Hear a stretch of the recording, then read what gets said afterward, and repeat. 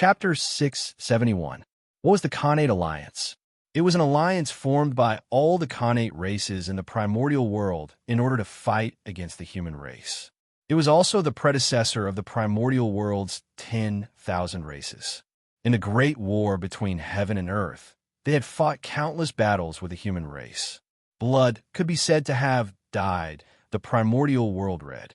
Although the Khanate Alliance had received Fushi's favor during the disaster of the beasts, most of the Khanate races had chosen to bury the hatchet with the human race.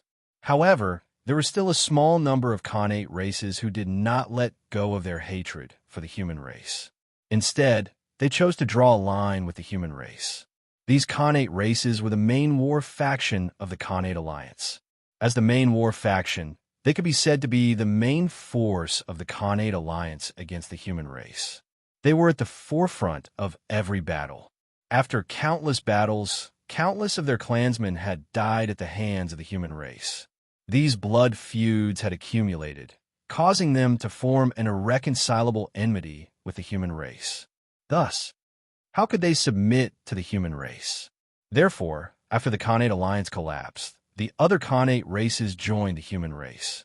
These Khanate races who had a death grudge with the human race joined forces to deal with the Khanate beasts. From then on, they had a new name, the Khanate Vestigial Race, the race left behind from the Khanate era. Without a doubt, since these Khanate Vestigial Race dared to become enemies with the human race, their strength must be extremely powerful. Although they could not fight against Khanate beasts, they could still survive. Under the protection of each other, the Khanate Vestigial Race survived the tribulation of Khanate beasts with difficulty. But then, before they could take revenge on the human race, they suddenly realized that the human race was already a colossus that they could not shake. At that time, Fushi suppressed the primordial world. No one in the 10,000 races could contend against him. Helpless, these Khanate Vestigial Race temporarily gave up the idea of revenge and focused on developing to wait for the future.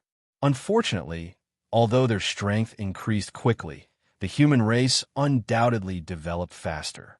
As time passed, the gap between them and the human race did not decrease. Instead, it became bigger and bigger.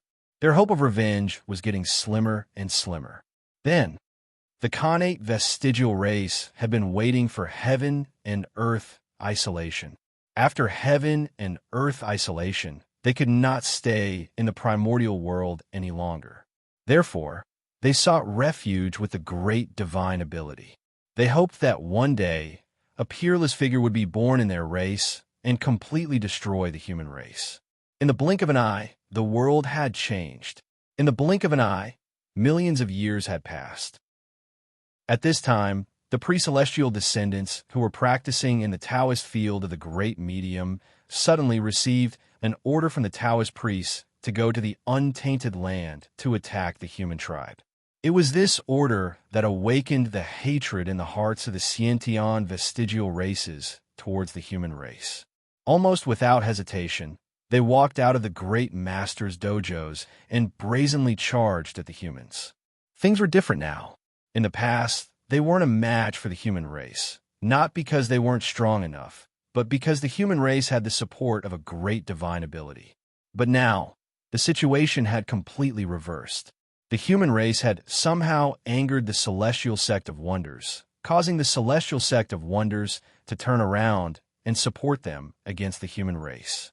In this way, the human race would no longer have any advantages. How could they withstand their attacks? One must know that, in the primordial world, the will of the Celestial Sect of Wonders was the will of the heavenly Tao.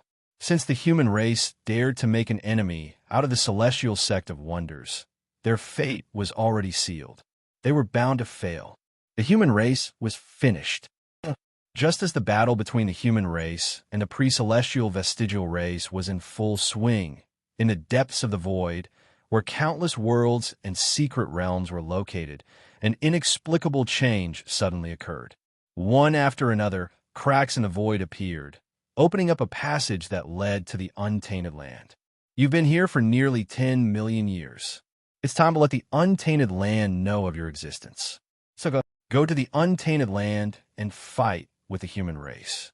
Let the world know that the creatures I created may not be inferior to the Nuwa. In the dark, a dignified voice echoed between heaven and earth, breaking the silence of this place. Yes, Patriarch. Suddenly, a respectful voice came from the countless worlds and secret realms. Then, countless figures walked out of the unknown world. They were densely packed and innumerable. They crossed the void cracks and headed towards the untainted land. That was postnatal life forms. That's right, these creatures that walked out of the unknown world. Although their forms were strange, the aura they exuded was compatible with the untainted land. In fact, it faintly resonated with the postnatal chi. Without a doubt, this was the aura that belonged to postnatal life forms. The countless creatures that walked out of the unknown world were all postnatal life forms. Variables, what a shocking change. As the only postnatal race in the untainted land, the human race could enjoy the postnatal luck alone. However, with the appearance of these races, the luck of the human race would definitely be affected. Although it wouldn't shake their foundation, it wouldn't be too good either. The human race was in trouble. Perhaps these postnatal life forms wouldn't be very strong, but they were definitely disgusting enough. For the human race, once they started a war with these postnatal life forms, even if they won, they wouldn't get anything. At most, they would stabilize their postnatal luck. However, once they lost, the losses would undoubtedly be huge. A portion of the postnatal luck that originally belonged to the human race would definitely be given to those postnatal life forms. There was no benefit in winning, but if they lost, they would suffer great losses. How could these postnatal life forms not be disgusting? The sudden appearance of these postnatal life forms was the biggest backup plan left behind by the great magicians of the celestial sect of wonders to deal with the human race. The prenatal vestigial race was just an appetizer. The postnatal life forms were the real trump card. As for the origin of these postnatal life forms, it was simple. They were nothing more than secretly created by the great magicians. Of course, the purpose of those great magicians creating these postnatal life forms was not to deal with the human race, but to seek merit and verify the path of Tao in exchange for an opportunity to take a step further. At that time, in the untainted land, Goddess Nuwa first created humans and achieved Tao. After that, Taoist Mingi created the Azura clan in the Blood Sea and obtained a large amount of merit, so he took a step further. It was when they saw this scene that those great magicians couldn't help but have the idea of creating a postnatal race. There was no loss in trying. What if they succeeded? Even if they didn't take a step further like Mingi, as long as they could gain something, it wouldn't be a loss. It could even be a gain. If they could obtain some merit, that would be even better. With such thoughts in mind, the great magicians hid in the dark for a period of time and created all kinds of postnatal life forms for the untainted land. As for why these postnatal life forms had never appeared in the untainted land for so many years, the answer was much simpler. It was nothing more than that the great magicians were afraid that after these postnatal life forms appeared, they would have a dispute with the shaman and demon race, which would implicate them. For this reason, they restrained these postnatal life forms in the many worlds in the depths of the void, allowing them to develop in a low-key manner. In this way, they didn't have to worry about them getting involved in the disputes of the untainted land, and it also saved them a lot of trouble. However, they didn't expect that the changes in the world were often unexpected. Who would have known that as time passed, the Khanate era gradually became the past, and the postnatal era ushered in a period of rapid development. The postnatal life forms that were almost forgotten by the great magicians gradually became the favorites of the era. It was only because accidents happened one after another that the human race was caught off guard, resulting in the current situation. However, as long as they could survive the current period, all the turmoil would be quelled one by one. The human race was not as weak as they had imagined. The Seven Stars continent had not made a move yet, and the allies of the human race had not made a move either. It could be seen that the true foundation of the human race had not been activated yet. This, Feng Zichen knew. the great divinities also knew. Therefore, in order to deal with the human race, the great divinities definitely had some backup plans. In the untainted land, only the demon race and the shaman race could pose a threat to the human race. As an ally of the human race, the shaman race would not attack the human race, so only the demon race could do so. With a thought, the North Star Emperor thought of the final trump card of the great divinities, the demon race.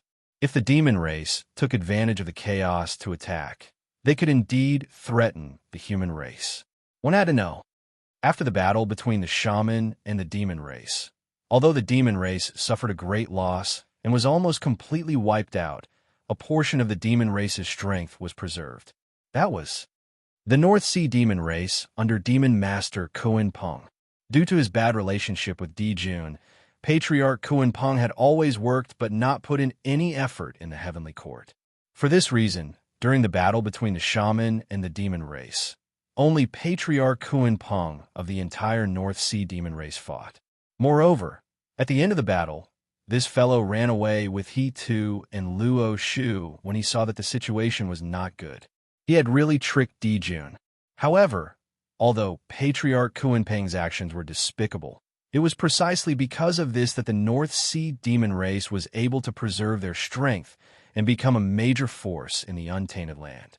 Although the North Sea demon race was only a branch of the demon race, they might not be weaker than the current human race. Therefore, if the North Sea demon race attacked the human race would really be in danger. Thinking of this, Emperor Gaochen couldn't help but lower his gaze and look at the North Sea to observe the current situation of the North Sea demon race. However, before he could look at the North Sea, a loud explosion suddenly came from the heavenly realm. Bang! The moment he heard the loud explosion, Emperor Gaochen's heart skipped a beat, and he had an ominous premonition. When he looked over and saw the source of the explosion, his heart couldn't help but sink. But the heavenly river had burst its banks. Someone had blasted a huge hole in the heavenly dike. The explosion just now was the sound of the heavenly dike breaking. What a bastard. Even though he knew that in order to deal with the human race, those powerful beings had no scruples, when Gaochen saw the scene of the heavenly river bursting its banks, he couldn't help but exclaim at their audacity. They really didn't care about anything. They even dared to have designs on the heavenly river. Didn't they know that once the water of the heavenly river fell into the human world, what kind of disaster would it bring to the human world? That monstrous negative karma. Weren't they afraid at all? Walala. Following the gap in the heavenly dike, the Rual River flowed towards the untainted land. It was as if the Milky Way was falling from the ninth heaven. Its momentum was so great that it was completely unstoppable. It seemed that this scene had also happened when the heavenly realm was shattered. However, at that time, the untainted land was still in the Khanate era. The Khanate Chi was everywhere in the world, so there was no need to be afraid of polluting the Ruor River. P.S. What a mess. There's one more chapter. It's about 1130. It should also be 4,000 words. Chapter 672. However, the Eldritch world had completely fallen into the postnatal era. The world was filled with mortal chi. The weak water was heavenly water. It belonged to the Khanate realm. Once it was tainted by the postnatal chi, it would definitely become extremely heavy. Moreover, the Khanate realm and the postnatal realm were two different concepts. In ancient times, everyone had Khanate physiques and did not dare to touch the weak water. Needless to say, most of the living beings now had postnatal physiques. Disaster. It had suddenly descended upon them. For a moment, in the Eldritch world, the flood was surging. The weak water was Khanate water. In addition, it was illuminated by the starlight day and night. It had undergone a huge change and contained a huge amount of energy. As soon as it landed on the Eldritch world, it was affected by the laws of heaven and earth and began to transform from Khanate to postnatal realm. If a drop of Khanate water completely transformed into postnatal water, it would probably be as much as a river. One could imagine what kind of disaster it would be for the people when the heavenly river flowed into the Eldritch world. Damn it, Seeing that the heavenly river was flowing into the eldritch world, Gauchen did not care about the great divines anymore. He immediately took out the Pantheon painting and turned it into a sky screen to block the gap in the heavenly river. After that, he released his divine thought and enveloped the entire heavenly court. Gauchen stretched out his hand and grabbed at a certain palace in the heavenly court. How dare you continue to stay in the heavenly court after destroying the heavenly dike? Do you really think I don't dare to kill you? Rumble. As Gauchen pressed down with his palm, the shadows of the 5 emperors vaguely appeared. They released endless emperor aura, causing the space-time in that area to completely freeze. 5 emperors' great handprint. In the next moment, the 5 emperors' great handprint exploded with terrifying power and tore the palace into pieces. At the same time, Gauchen grabbed a slightly wretched figure out of the broken palace. Under the suppression of the 5 emperors' great handprint, that person could not even resist, let alone escape. Who sent you? Gauchen Emperor ignored that person's struggle and asked coldly. Violent killing intent surged out of his body and turned into an unparalleled chill. It froze space-time and destroyed that person's hope. The hope of survival. From the beginning to the end, Gauchen did not ask about that person's identity because there was no need to. This person was dead for sure. No matter where he came from, he had to die. Since he dared to destroy the heavenly river, he had to pay the price, and that price was death. Not only did he have to die, but even the forces behind him had to pay the price. And the reason why he wasn't dead now was because he still had a trace of value, and that was the identity of the person behind him. How could a mere Daluo Jinxian have the guts to destroy the heavenly river? It was nothing more than the support of someone even more powerful. That's right, the person who dared to destroy the heavenly river was a Daluo Jinxian. Ha, what a joke. A mere Daluo Jinxian dared to destroy the heavenly river. If a quasi-sage were to make a move, wouldn't the heavenly court be overturned? Who is it? Seeing that the person did not answer, the North Star could not help but tighten its grip on his hand. Suddenly, the person let out a shrill scream as his entire body and primordial spirit shattered together. Only a trace of the innate, undying, true spirit was left as it struggled desperately in the North Star's hand. Speak. Without giving the person a chance to breathe, the North Star Emperor continued to ask. Boom! As he spoke, the unique aura of the Celestial Emperor erupted from his body and crushed toward the person.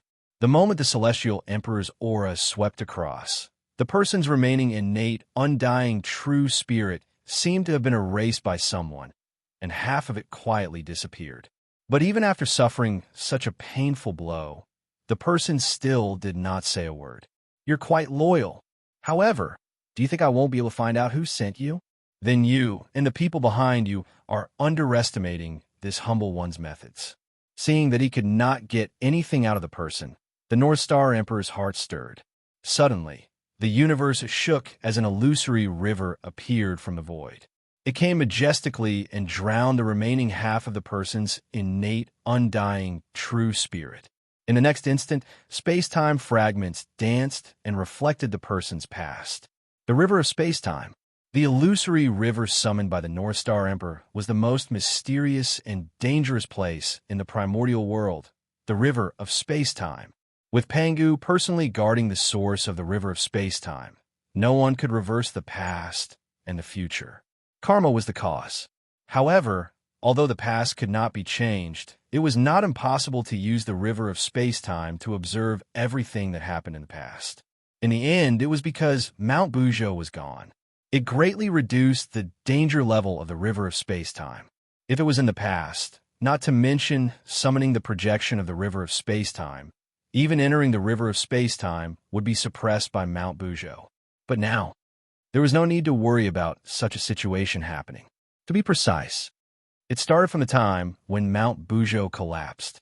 As long as they did not interfere with the past, everyone could freely enter the river of space-time and observe the past.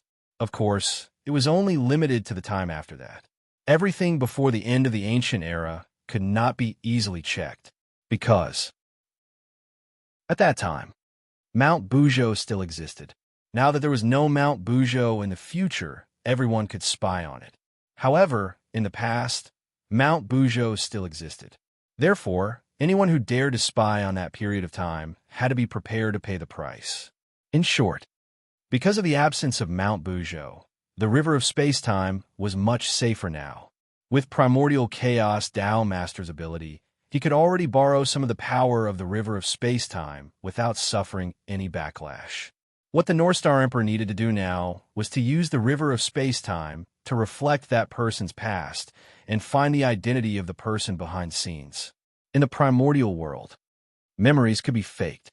True spirits could also be faked. But in the past, because of Pangu, it was impossible to fake it. Therefore, no matter how deeply the person behind the scenes hid or how many faces he changed, he could not escape the reflection of the river of space-time. Spying on that person's memories might not be able to find out the identity of the person behind the scenes, because no one could guarantee that the person behind the scenes would show his true face. However, the river of space-time could lock onto the true identity of the person behind the scenes, because the river of space-time recorded everything in the primordial world. As long as one's cultivation had not reached the realm of primordial chaos Daluo Jinxian, they would definitely leave traces in the river of space-time. Whether it was in the past, present, or future, as long as they left traces, it was enough for the North Star Emperor to lock onto the identity of the person behind the scenes. Rumble. The river of space-time was vast and mighty, reflecting that person's past one by one. Soon, the North Star Emperor locked onto his target. It was a strange scene. In the scene, the person who destroyed the heavenly river was talking to someone, but there was nothing in front of him. It wasn't that there was no one in front of him, but that the person who was talking to him was too powerful and had already cut off the past. Therefore, he couldn't see his figure in the past. Cut off the past. Not bad, but I don't believe that you've also cut off the present and the future. With a thought, the North Star Emperor froze the scene and used the void as a basis to push the river of space-time back to the future. Hiss, is this what a Taoist master can do? Shaking the universe with a raise of his hand and playing with the river of space-time. How terrifying! At the side, the powerful beings who were monitoring the North Star Emperor were so shocked that they were speechless when they saw him playing with the river of space-time. Such means, in such a realm, were what they dreamed of. At this time, they didn't dare to disturb the North Star Emperor. That was because everyone could tell that the North Star Emperor was in a fit of anger. If they interfered with him now, would they really want to die? Moreover, the North Star Emperor was currently investigating the real culprit behind the Heavenly River's breach. If anyone interfered at this time, wouldn't it be equivalent to admitting that they were the culprit? The Heavenly River's breach caused a flood in the Eldritch world, and countless people suffered. The karma involved was no less than killing the human emperor. Who would be willing to take the blame? At this time, not to mention the North Star Emperor, even the powerful beings were cursing the mastermind in their hearts. Why did he touch the Heavenly River all of a sudden? Wasn't he looking for trouble? One had to know that the attack of the weak water was indiscriminate. Any existence in the Eldritch world would be affected. In other words, their subordinates were also within the attack range of the weak water. However, the only consolation was that the human race was the most powerful, so they were affected more than others. That could be considered a blessing in disguise. After finding out the identity of the mastermind from the future, the North Star Emperor didn't hold back. He directly used the future to deduce the mastermind's location. Die! After taking a few glances, the North Star Emperor realized that he didn't know who the mastermind was. He couldn't be bothered to pursue the mastermind's purpose. He directly took out the Zichen's sword, broke through the void, and slashed at the mastermind. At the same time, in order to prevent the mastermind from escaping, he even mobilized the power of the North Star to forcefully seal the void where the mastermind was. Even so, the North Star Emperor felt that it wasn't safe. He then used the Bujo Dao Seal, a supreme space-time technique to assist the North Star in sealing the space-time. Swoosh! The Zichen sword slashed out, carrying the power of the innate sword Dao. It was like the incarnation of Dao, and it directly injured the mastermind who was caught off guard. Without a sound, The physical body of the person behind the scenes was turned into dust under the sword light. Buzz. Just as the body of the mastermind was shattered, a clear light escaped from it and flew towards the distance. That clear light, it was the innate, undying, true spirit of the mastermind. Although he didn't know how he was exposed, he didn't have time to think about what was happening. It was more important for him to escape. However, before his innate, undying, true spirit could escape far, he saw a star shadow that emitted a terrifying heavenly aura. The unparalleled, divine aura froze him on the spot. Then, before he could react, he saw the shadow of an immortal, sacred mountain appear one after another. It emitted an aura that suppressed everything. Together with the previous star shadow, it completely sealed his escape route. Go! Above the heavenly court, after seeing that the mastermind was completely suppressed, Emperor Gauchen waved his hand and summoned the million sword illustration to bring him over. Do you really think that you can do whatever you want just because you're an immortal? If I don't make you pay the price today, where will the heavenly court's face be? Emperor Gauchen, who had been suppressing his anger, finally found a target to vent it on. He grabbed the innate, indestructible, true spirit of the mastermind and crushed it into pieces. However, that wasn't the end. Emperor Gauchen pointed at the heavenly court, and the golden dragon of luck formed by the heavenly court's providence immediately sensed it. It roared to the sky and swallowed the fragments of the mastermind's true spirit into its stomach. Today, I'll use the providence of the heavenly court to suppress your true spirit. You'll never be able to reincarnate. After doing all that, Emperor Gauchen's majestic voice resounded throughout the heavenly court. SSS. On the other side, the immortal sacred mountain who witnessed all that was happening was terrified by Emperor Gauchen's means. That immortal sacred mountain was completely done for. Although the immortal sacred mountain was an immortal, it didn't mean that they couldn't be suppressed. Gauchen used the providence of the heavenly court to suppress that person's true spirit and completely cut off all hope of resurrection. From then on, as long as the heavenly court wasn't destroyed, that immortal sacred mountain would never be able to regain his freedom. Such means, it was truly ruthless. It also shocked the immortal sacred mountain present. They truly felt the terror of a primordial chaos powerhouse. A powerhouse that wasn't inferior to them was completely suppressed in a few breaths' time. This simply smashed their pride into smithereens. The bloody truth told them that primordial chaos Daluo Jingxian was really not on the same level as them. The difference was extremely huge. Almost subconsciously, everyone unconsciously moved closer. It was as if only by doing so could they bring a sense of security. In fact, that was the case. If it weren't for the fact that they had more people, Gauchen would have killed them long ago. After suppressing the real culprit behind the scenes, Emperor Gauchen turned his gaze to Daluo Jingxian, who had destroyed the Heavenly River. Humph! And you, since the Heavenly River has burst its banks because of you, then you should contribute to quelling the flood. With that, Emperor Gauchen flicked his finger and sent him into the primordial world. At the same time, he used the will of heaven as a knife and slashed down along the bloodline karma of Daluo Jingxian. In a trance, a sorrowful cry seemed to come from the long river of fate.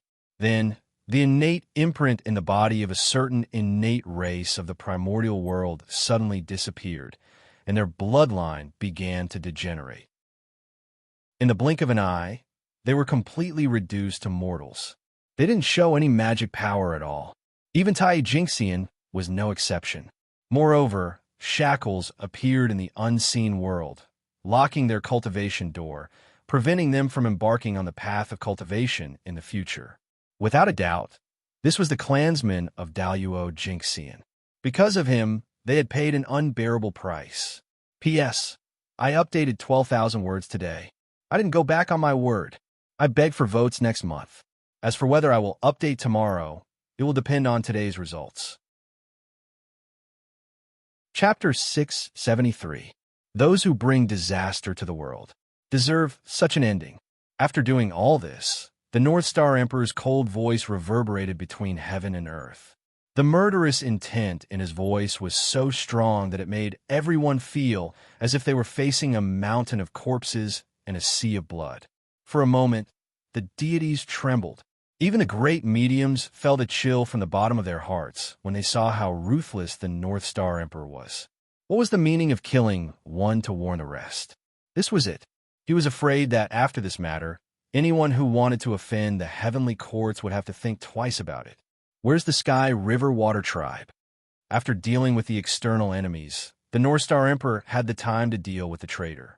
However, Unwavering Jinxian was able to destroy the Sky Dike under the heavy guard of the Heavenly Court. It would be strange if there was no problem. There was no doubt that there was a traitor in the Heavenly Court. This was because without the help of a traitor, a mere Unwavering Jinxian would not be able to destroy the Sky Dike. One had to know that the Sky River was an important place in the Heavenly Court. Not only was it guarded by the Navy, but it was also enveloped by the Khanate formation. Furthermore, the Heavenly River's water tribe lived within it. With 3 layers of security, someone could still destroy the Sky Dike under their nose. Could this be explained by negligence? The Sky River is here. Please forgive me, Your Majesty. As the Sky River's water surface shook, a middle-aged Taoist walked out from the bottom of the water and quickly came to the North Star Emperor. He apologized with a pale face. Sky River Taoist. The middle-aged Taoist who walked out from the bottom of the Sky River was called Sky River Taoist. He was a great cultivator whose strength had reached the level of Unwavering Jinxian. He was not a living being born in the Sky River. Instead, he was a Khanate god fiend from the primitive water tribe. However, because he had joined the Heavenly Court earlier, Great Heaven wanted to show his sincerity. Of course, he also had the intention to buy bones with 1,000 gold taels. Hence, he specially gave him preferential treatment and granted him the position of the Lord of the Sky River. He also allowed his people to live in the Sky River with him.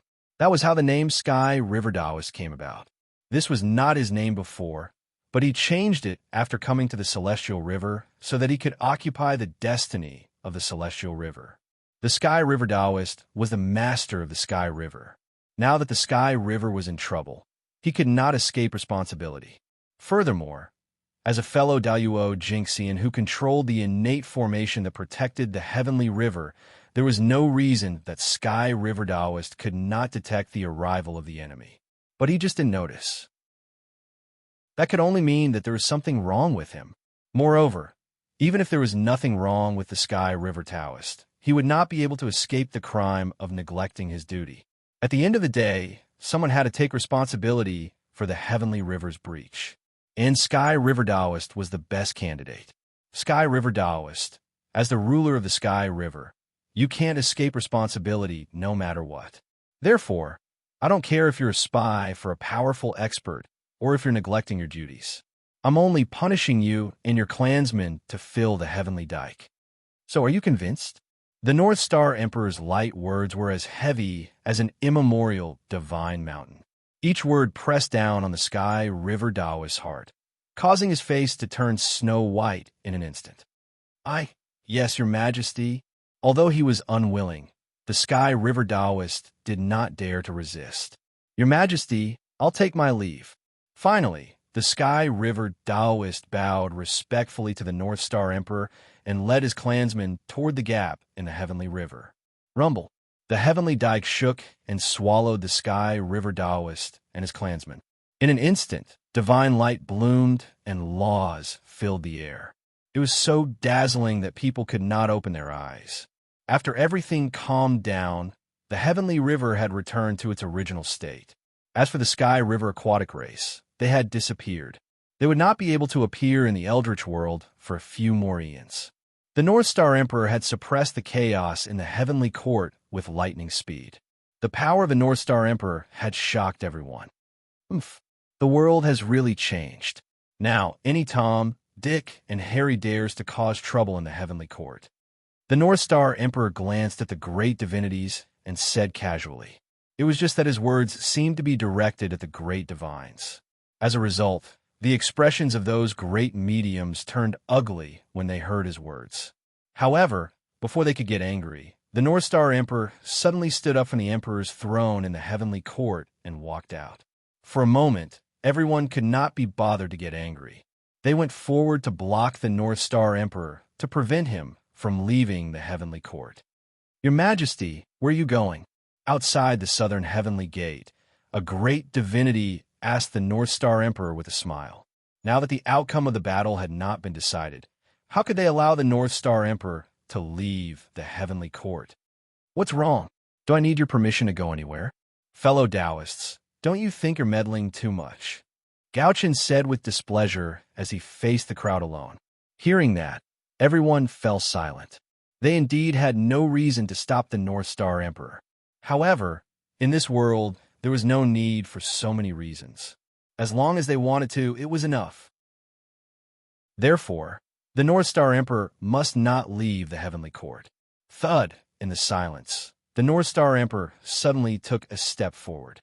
At the same time, he was closer to the great divinities, almost face to face.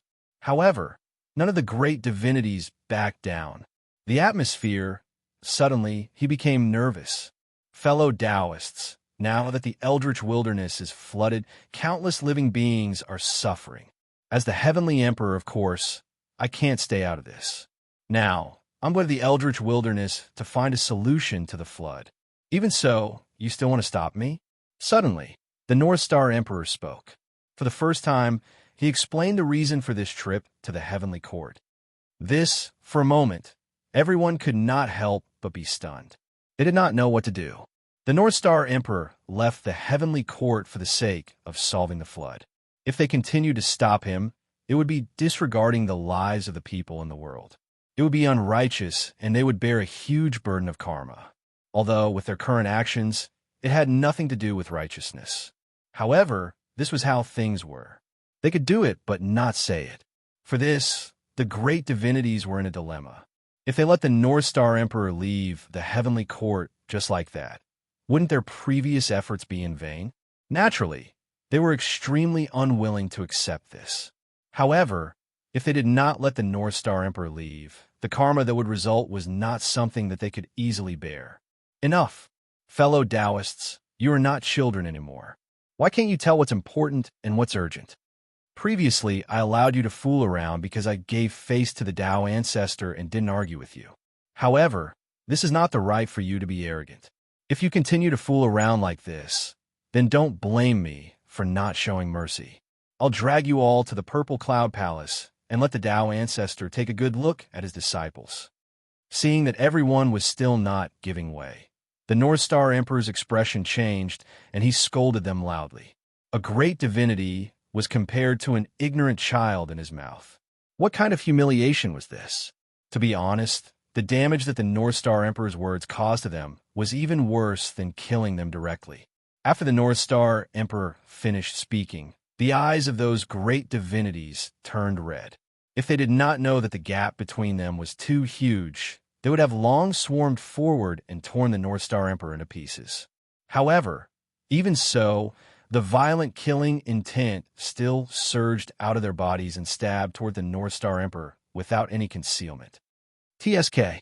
The North Star Emperor only smiled contemptuously and did not take it to heart at all.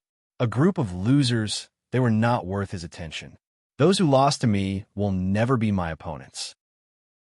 I'll give you time to catch up until you can't see me anymore. This was what the protagonist of a novel that Feng Zichen liked very much in his previous life had said. It was also the true portrayal of his current state of mind. These people had already been left far behind by him. As time passed, this gap would become bigger and bigger. They were no longer existences on the same level. They were not a match for the North Star Emperor now, and they would not be a match for him in the future. Since that was the case, why would they need to save face for these great divinities? Moreover, compared to death, it was obvious that humiliation would bring more harm to them. The great divinities who had lived for countless years were not afraid of death. On the contrary, death might bring them relief. The long years had worn away too many of their emotions, including the fear of death. Perhaps the only thing that could not be wiped away by time was their firm hearts towards the Tao. Death was not worth their fear, and the only thing that could move them was probably that face. The primordial world was a place that valued face very much. For this reason, the harm brought by humiliation was even more unacceptable than killing them directly. It was with such thoughts that the North Star Emperor did his best to humiliate them. This was revenge that left a deeper impression on them than killing. Get out of the way. Ignoring the killing intent on everyone, the North Star Emperor scolded again. You, secretly clenching their fists, everyone suppressed the killing intent in their hearts and slowly opened up a path for the North Star Emperor to pass through. The reason why these great divinities made way was not because they were afraid of the North Star Emperor, but because they were afraid of Tao ancestor Hongjun. They were frightened by the words of the North Star Emperor that he wanted to bring them to the Purple Cloud Palace to seek justice from the Tao ancestor. If this matter did not reach the Tao ancestor would turn a blind eye to it. However, once the North Star Emperor made a fuss about this matter, the Tao ancestor would be embarrassed, and it would not be easy for him to seek revenge. Then, with their recent actions after the Tao ancestor found out, he would definitely not let them off easily. Therefore, these great divinities could only give in. Just like that, the North Star Emperor swaggered out of the heavenly court. However, he did not go to the human race. Instead, he went directly to the North Sea and taught the Kunpeng Patriarch a lesson in the name of the Tao discussion. For this, the North Sea demon race, who were previously restless and had the intention to dominate the primordial world, instantly wilted. Not to mention the North Star Emperor, just the primordial world, because of the flood, caused all the deployments of the human race to be in vain. Similarly, the innate vestigial race and the postnatal life forms were not having a good time either. At this time, no one was in the mood to attack each other. They all stopped fighting and organized their own forces to quell the flood. However, it was not so easy to quell the flood. The weak water was a highly toxic thing to the innate life forms, let alone the postnatal life forms. Basically, once a mortal came into contact with the weak water, they would be turned into white bones in less than an hour. Even a celestial immortal cultivator would have to shed a layer of skin if they fell into it. How could such a dangerous thing be so easy to quell? Therefore, in the beginning, everyone was helpless against the weak water. They could only think of a way to block it somewhere and prevent it from spreading everywhere. However, the effect of this method was not very good. That was because after the weak water came to the mortal world, it began to transform into the postnatal world, causing its volume to become larger and larger. It cannot be blocked at all. For this, in less than 100 years, the weak water overflowed in the primordial world. Of course, it was not completely without good news. At the very least, after the weak water changed from the innate to the postnatal, the degree of danger was undoubtedly greatly reduced. Above the innate stage, one could basically not be affected by the weak water. At this time, in the human territory, as the weak water became more and more overflowing, Si Wenming could not help but feel that blocking it was not a solution at all. Why not lead it to the East Sea? It was at this moment that Si Wenming had a flash of inspiration and thought of a way to completely solve the weak water. That was to lead it to the East Sea. This idea could not be said to be not bold, because before this, the primordial waters were independent and not connected to the sea. Si Wenming's idea was to open up the connection between the primordial waters and the sea so that the weak water could flow from the ground to the sea. If this was done, it would be an earth-shaking change for the primordial waters. This might set off a battle between the sea gods and the sea gods, because once the two were connected, then they would both be water element luck. The sea area luck and the water area luck would definitely merge into one. In this way, although it would strengthen the water element luck, it would also bury a huge hidden danger. The sea had always been the territory of the dragon race, but the primordial waters were not. Although it was not as vast as the four seas, it had also given birth to many innate god fiends. Therefore, if the sea area and the water area were connected, a complete water system would be born. Then, in order to compete for the ruling rights of this complete water system, there would definitely be a world-shaking battle. They were all bosses who would be willing to have another person controlling them. Moreover, after the sea area and the water area luck merged, how huge would the luck be if he could obtain it? It would not be inferior to obtaining a world-shaking fortune. Who would be willing to give it up? Not to mention, if he could control the new water system, it would be equivalent to controlling the entire water vein of the primordial world, and he could become the master of the water vein of the primordial world in one fell swoop. With so many fortunes added together, how could there not be a great war? However, with the current situation of the primordial world, Si Wenming could not care so much. Chapter 674. Opening the connection between the sea and the water would cause a civil war in the water veins. However, if the connection between them was not opened, all the living beings in the primordial world would be finished. For the sake of the common people, Si Wenming had no choice. After all, compared to the common people in the primordial world, Si Wenming would grit his teeth and do it even if he had to sacrifice the entire primordial world's water veins, let alone a civil war in the water veins. He could still tell which was more important between the two. Moreover, after the sea and the water veins were connected, the water veins in the primordial world would be considered complete, forming a complete water veins circulation. Without a doubt, once this was completed, it would definitely be of great benefit to the primordial world. This was an act of boundless merit. Since that was the case, why didn't Si Wenming do it? Moreover, the Dragon Clan was the most firm ally of the human race. If the Dragon Clan could control all the water veins in the primordial world, it would undoubtedly be a great thing for the human race. At that time, the human race could completely help the Dragon Clan. One could suppress the earth, and the other could suppress the water veins. Together, they could maintain the stability of the primordial world. Therefore, in summary, no matter from which perspective, opening the connection between the sea and the water veins would be of great benefit to the human race. In this way, Si Wenming really could not find a reason to refuse this matter.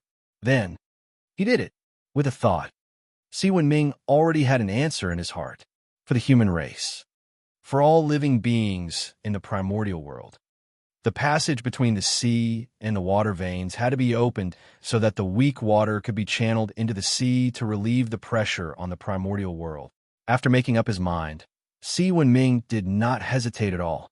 He directly took out the topographic map of the primordial world from the human race's treasure vault, intending to find a most perfect flood passage. However, at the moment when he was ready, a difficult problem suddenly stumped him. That was, he did not have the ability to shake the earth veins. One had to know that if he wanted to open the connection between the water veins and the sea, he had to open a passage between the two. And this, he had to dig deep into the mountains and change the river channels. If it was in the past, moving mountains and filling the sea was naturally extremely simple for an existence at Si Wenming's level. But now, with the establishment of the Heavenly Palace, the power of the primordial world's earth veins had been condensed into one and became extremely difficult to shake. This also made it very difficult for external forces to destroy the existing terrain of the Eldritch world. Therefore, not to mention moving mountains and filling seas, it was difficult to even destroy them. However, if they couldn't move the mountain, it was almost impossible to open up the passage. This was troublesome. For a moment, Si Wenming fell into a dilemma. If they couldn't open up a mountain, then the manpower and material resources needed to open up the passage between the sea areas would be far more than they could imagine.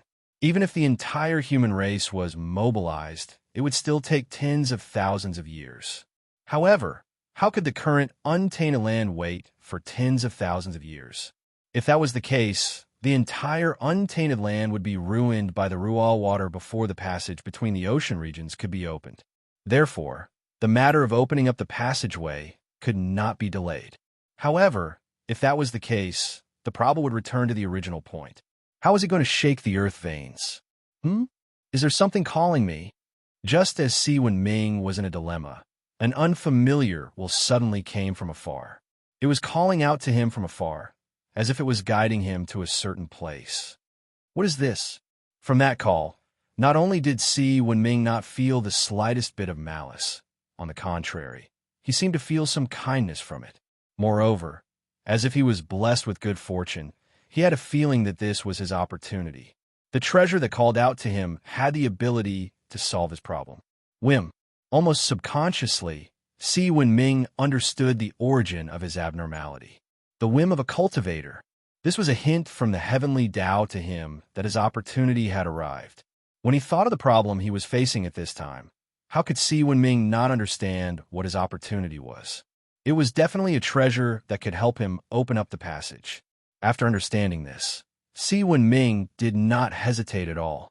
He directly followed the guidance of the call in his heart and rushed to the unknown place. Every time a great calamity occurred in the world would spontaneously produce a magic treasure that could restrain the calamity to help the common people survive the great calamity. However, the divine object concealed itself.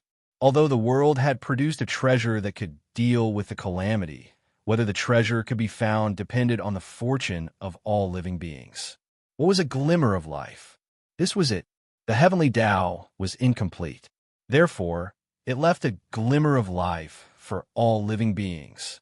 In other words, although the heavenly Tao left a glimmer of life for all living beings, it was only a glimmer. How difficult would it be to capture him? Fortunately, Si Wenming was not fighting alone. Behind him was the entire human race. Therefore, under Feng Zichen's plan, Si Wenming successfully caught the glimmer of life left by the world for all living beings and formed a connection with the treasure that the world had produced to survive the calamity. In this world, there was no love for no reason, nor was there a good thing that fell from the sky. If it were not for Feng Zichen's plan in the dark, how could such a coincidental thing happen? Si Wenming just lacked something here, and the world on the other side sent it to him? It was Feng Zichen who silently carried everything in the dark in exchange for the bright future of the human race. Following the guidance of the call in his heart, Si Wenming hurriedly ran for several months on the primitive land before arriving at his destination. A canyon with stagnant earth qi. What dense earth vein qi! If it weren't for the protection of the human Tao Emperor's seal, I probably would have been crushed to pieces by the earth vein qi that permeates the canyon as soon as I entered. Looking at the earth vein qi that was almost solid around him, Si Wenming sighed emotionally. Right above his head, the human Tao Emperor's seal floated quietly, shining with dazzling light. Strands of Emperor qi hung down, completely enveloping his body and blocking the earth vein qi that drifted over. It was precisely because of the protection of the human Tao Emperor seal that Si Wenming could make it here safely. Earth vein qi was the essence of the earth. Every strand was equivalent to a huge mountain and abnormally heavy. Countless strands of earth vein qi filled this place. It was like countless huge mountains were pressing down on him. One could imagine the pressure within. With Si Wenming's cultivation before reaching Tai Jingxian, he would probably be crushed to pieces if he touched the earth vein qi. However, the scene before him did not frighten Si Wenming. Instead, it made him more and more excited. The denser the earth vein qi here, the more extraordinary the treasure hidden here was. It was definitely a connate spirit treasure, and its level was not low. Thinking of this, how could Si Wenming not be excited? The strength of the treasure here was related to the success or failure of his plan. The stronger the treasure, the greater the possibility of his plan succeeding and the shorter the time it would take. As he continued to go deeper, Si Wenming could not help but discover that the earth vein qi around him was even denser. For a moment, he was even more excited about the treasure hidden here.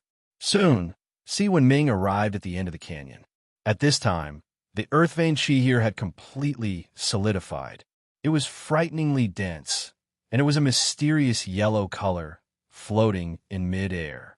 Mysterious yellow mother qi, the origin qi of heaven and earth. At the end of the canyon, what appeared in front of Si Wenming was a majestic cloud of mysterious yellow mother qi. It floated quietly in the air, emitting an astonishing creation qi around it.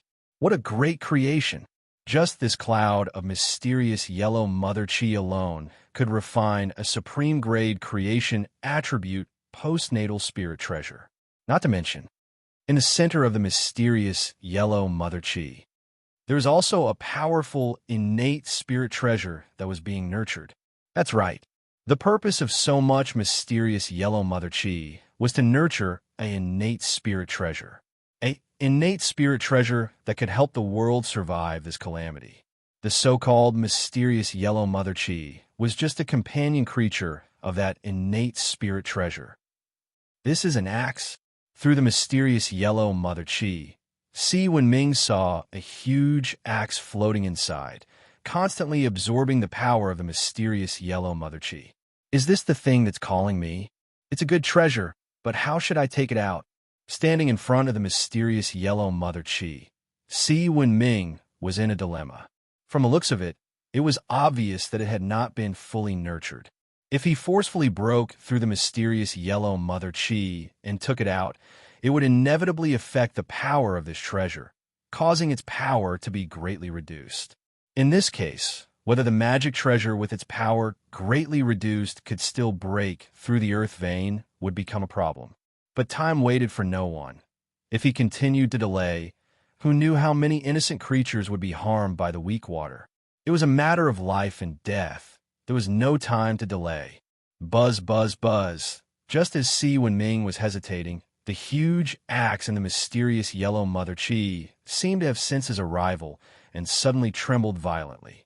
Then, a huge suction force was emitted from the axe, and in the blink of an eye, the mysterious yellow mother chi that enveloped him was completely absorbed.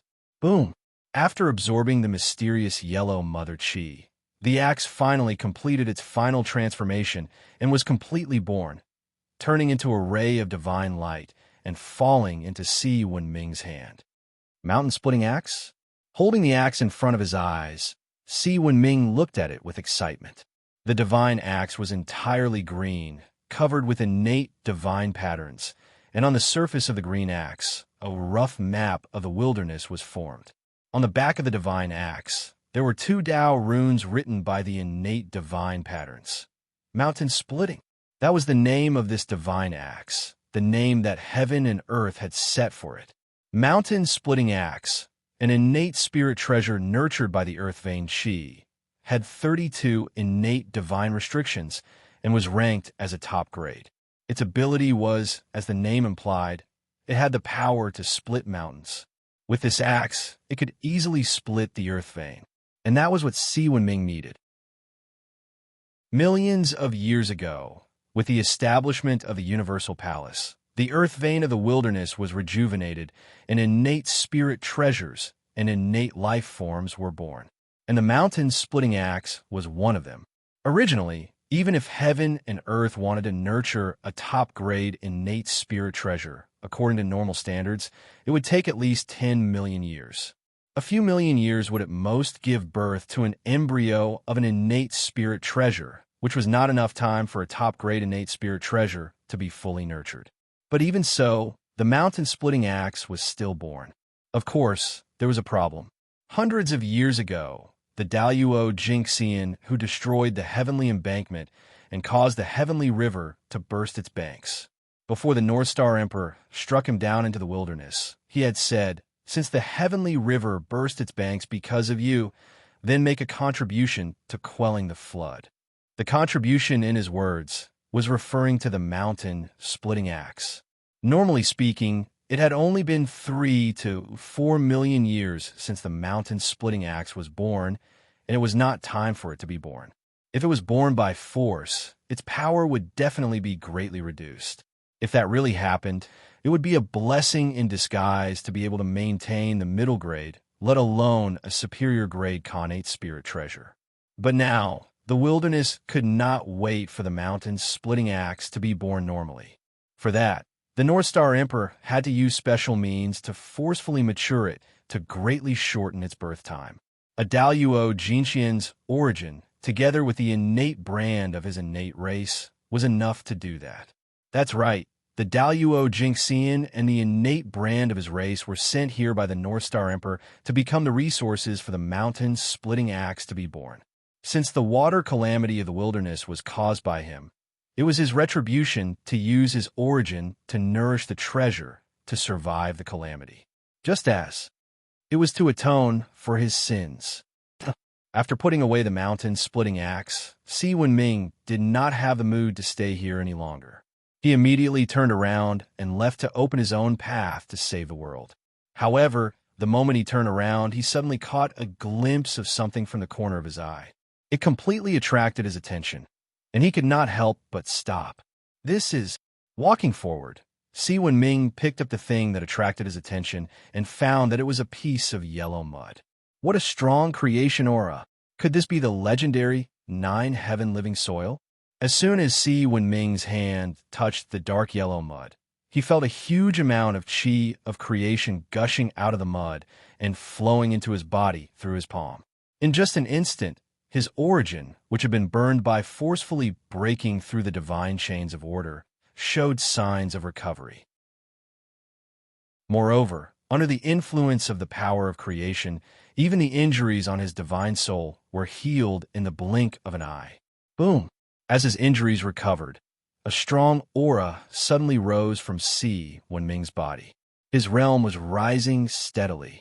Soon, he rose from the golden immortal realm to the Tai Jinxian realm. After some things had calmed down, although Si Wenming's realm had not recovered to its peak, it had reached the peak of the Tai Jinxian realm. Compared to the half-step Daluo Jinxian at his peak, it was only a little worse. Such a strong creation aura. This thing is definitely the legendary 9-heaven living soil. But why would such a treasure appear here? After calming his mind, Si Wenming's eyes could not help but burst out with a shocking light. Chapter 675. The 9-heaven living soil. It was also known as the innate earth essence.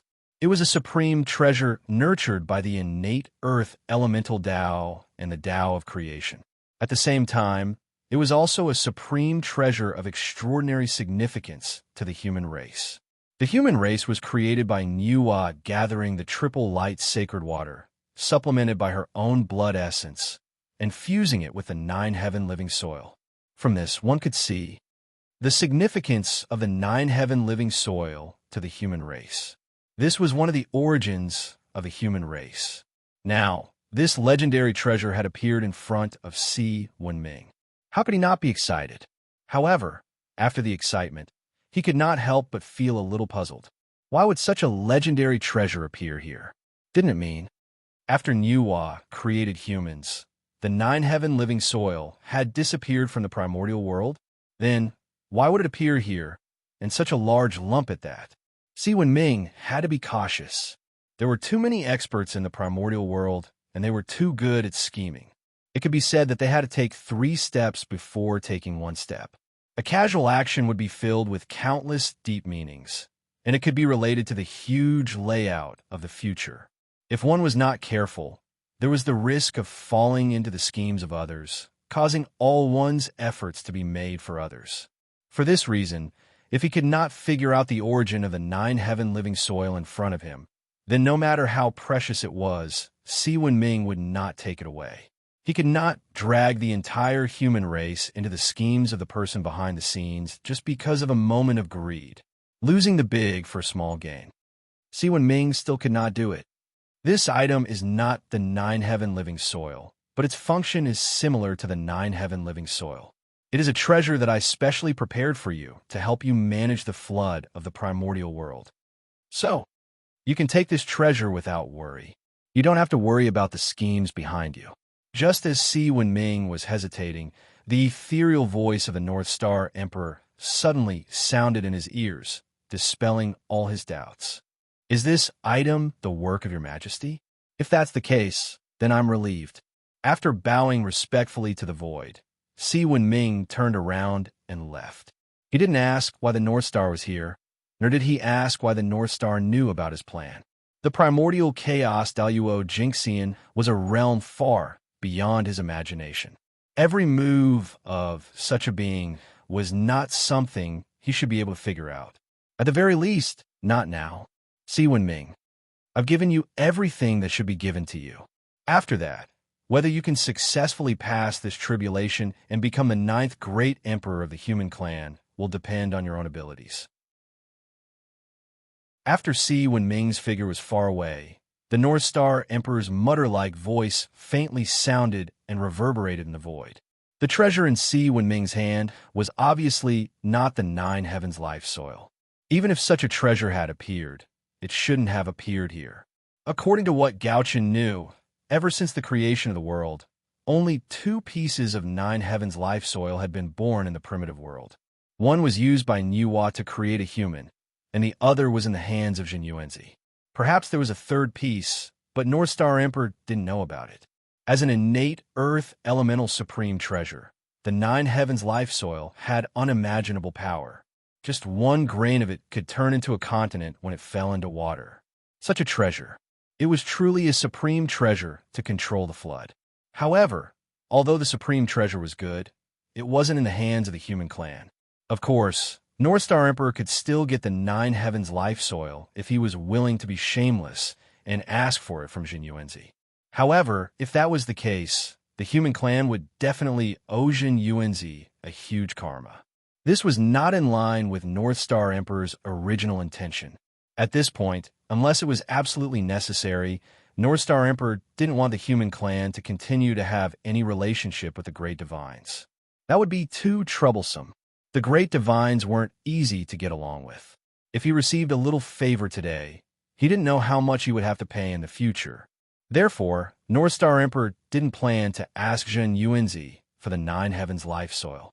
However, without the 9 heavens life soil, it would be difficult to control the flood.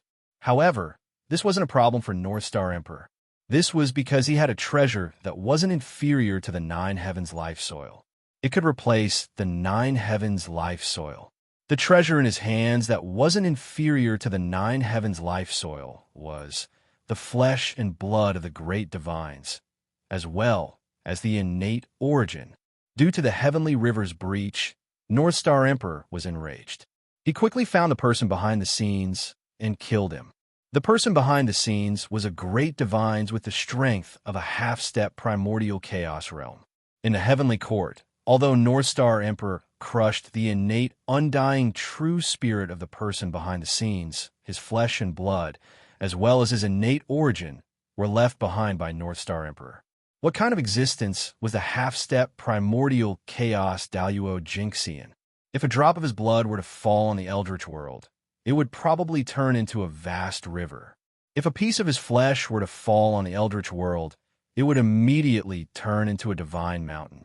If his flesh and blood were to be completely released, it could easily evolve into a top-notch Great Thousand World or a supreme-grade innate spiritual treasure. The value of such an existence had far surpassed the 9 heavens life soil. North Star Emperor wanted to use this item to replace the 9 heavens life soil. A continent formed from the flesh and blood of a half-step primordial chaos realm great divines. Even if Ruo Shui was 10 times or 100 times stronger, she wouldn't be able to move it at all. This effect, it was even better than the 9 heavens life soil. Since he had the flesh and blood of a great divines, why would he need to look for the 9 heavens life soil? There was no need at all. The living soil of 9 heaven in Si Wenming's hand was refined by Emperor Gauchen using the flesh and blood origin of the half-step primordial chaos expert. It was because of this that this item had such rich creation chi. Just the aura that it emitted had almost completely healed Si Wenming's injuries. With the strength of a great divines, they could be said to be the carrier of the great Tao. If it hadn't been refined by North Star Emperor, even if it had fallen, just the aura emitted from its body would be enough to kill Si Wenming countless times. Therefore, a trace of the aura of a great divines was an amazing creation for Tai Jinxian. After obtaining the splitting mountain axe and the flesh and blood of the great divines, Si Wenming returned to the human race and started his plan. He wanted to open up the passage between the sea and the water. In order to complete this plan in the shortest time possible, Si Wenming even sent people to the East Sea to ask for help from the dragon race experts. Because compared to him, the dragon race was undoubtedly more familiar with the primitive water. As for why the dragon race, who was born in the sea, was so familiar with the water, that could only mean that the dragon race had been eyeing the primitive water for a long time. That's right. The luck of the primordial water vein is so great. How can the dragon race not be tempted? In ancient times, as the strongest race in the primitive world, the dragon race focused all their energy on unifying the primitive world. They didn't care about the primitive water vein. When they unified the primitive world, what could they not have? Why would they care about the luck of the water vein? Of course, one of the reasons was that the beast race wouldn't allow the dragon race to touch the primitive water. After the ancient times ended, the dragon race's strength was greatly reduced, and they were no longer able to compete for the primitive world. Only then did they set their eyes on the primitive water. At this time, the witch race rose. The water ancestor which Gonggong ruled the entire primitive water in the name of Pangu's descendants. Facing such a powerful Gonggong, the dragon race, whose strength was greatly reduced, naturally couldn't fight against him. Therefore, without a doubt, the dragon race's hope of touching the primitive water was shattered. After the end of the Antiquity Age, the innate gods born in the primitive waters had become another obstacle for the dragon race to invade the primitive waters. Originally, the dragon race was looking for an opportunity to destroy the connate god fiends in the primitive water in one fell swoop to unify the primitive water. However, before they could find an opportunity, the human race had already come over to invite them to plot the primitive water together. Wasn't this exactly what the dragon race wanted? In that case, how could they not agree? Naturally, they happily ran over to help the human race. Moreover, according to the human race, the passage between the sea and the water was to eliminate the disaster of the weak water in the primitive world so that they could save the people from suffering. This move was meant to save all living beings. Once it was done, there would definitely be merit descending. It was a matter of great merit. For this, not to mention that the human race and the dragon race were allies. Even if they weren't, the dragon race had to come over to help when the human race invited them. After all, no one would complain about having too much merit. Rumble. Just as Si Wenming decided to open up the passage between the sea and the water in the river of fate, the destiny that represented the primitive water seemed to have encountered a fatal crisis and suddenly shook violently. For a moment, all the living beings related to the primitive water sensed it. Damn it, why is the destiny of the water suddenly shaking? Also, why do I have a bad feeling? It's as if a great calamity is coming. In the Huai River, the Wuchi clan, who was in seclusion, suddenly had a feeling that a great calamity was coming. Caught off guard, she woke up from her enlightenment. The warning in her heart for no reason made the Wuchi clan vigilant. She began to silently analyze the source of the crisis. Could it be that the dragon race is attacking? However, after thinking about it for a long time, he only suspected the dragon clan. The sudden abnormal fluctuation of the destiny of the primitive water, as well as the inexplicable fear in her heart, all indicated that a great calamity related to the water was about to erupt. However, throughout the history of the water, the only one who could be called an enemy was the dragon race. As one of the few mighty figures in the primitive water, the Wuchi clan naturally knew that the dragon race had been spying on the water for a long time. The reason why they had not made a move until now was that they had not found the right opportunity. Since that was the case, the calamity of the water was very likely to come from the dragon race. Perhaps the countless years of waiting had made the dragon race tired of it. They had decided to send troops to attack the water recently. It was because they sensed the danger that the destiny of the water was turbulent to warn them. Thinking of this, the Wuchi clan felt that it was very reasonable and could not help but believe it. However, that feeling of danger was like a poison attached to the bone, firmly entangling her heart, making her unable to calm down. It seemed to be reminding her that this calamity was far from as simple as she thought. Forget it. Let's go and discuss with the others and see what they have to say. If it's really the dragon clan that's attacking, then I'll let them see what I'm capable of. I'll let them know that we're not to be trifled with, since we've dominated the water realm for so long." In her irritation, the Wuchi clan could not help but roar. Then, she broke through the water's surface and flew into the distance. Obviously, she was going to discuss with the others. In the primitive water, it was not that there were no capable people. For example, Hebo of the Yellow River. This innate god-fiend born in the Yellow River had already reached the late stage of sage to be. He also had extraordinary achievements in the Tao of innate divination. Therefore, the origin of the calamity of the water was calculated by him. Of course, this was also because Si Wenming and the others did not shield the secrets of heaven. Why did they shield the secrets of heaven? It was not like they were doing bad things. Opening the passage between the sea and the water was a great thing for both the primitive world and all living beings. Since that was the case, why hide it? Of course, it was to show it openly to attract more ambitious people to help. As for whether some people's interests would be lost in this, it was not something that Si Wenming could control. In order to achieve great things, there must be sacrifices. This was unavoidable. And Si Wenming was not willing to sacrifice the human race, so he could only wrong the innate god-fiends of the water. If they were to blame, they could only blame their strength for being too weak. If they were strong enough, after the passage between the sea and the water was opened, the ones who should be afraid should be the dragon race, not them. In order to maintain the rule of the innate god-fiends of the water over the primitive water, it was obviously impossible for Si Wenming to give up the idea of opening the connection between the sea and the water. Damn the human race. How dare they do this? How dare they, in the Yellow River underwater mansion, a group of water-mighty figures gathered here. They learned the origin of this great calamity from the Yellow River Earl, and could not help but roar angrily. The clans of the water and the human race had always minded their own business, and lived in peace for many years. They did not expect that the human race would attack the water. However, this was not important. The important thing was that the human race wanted to open the passage between the sea and the water. To them, this was absolutely intolerable.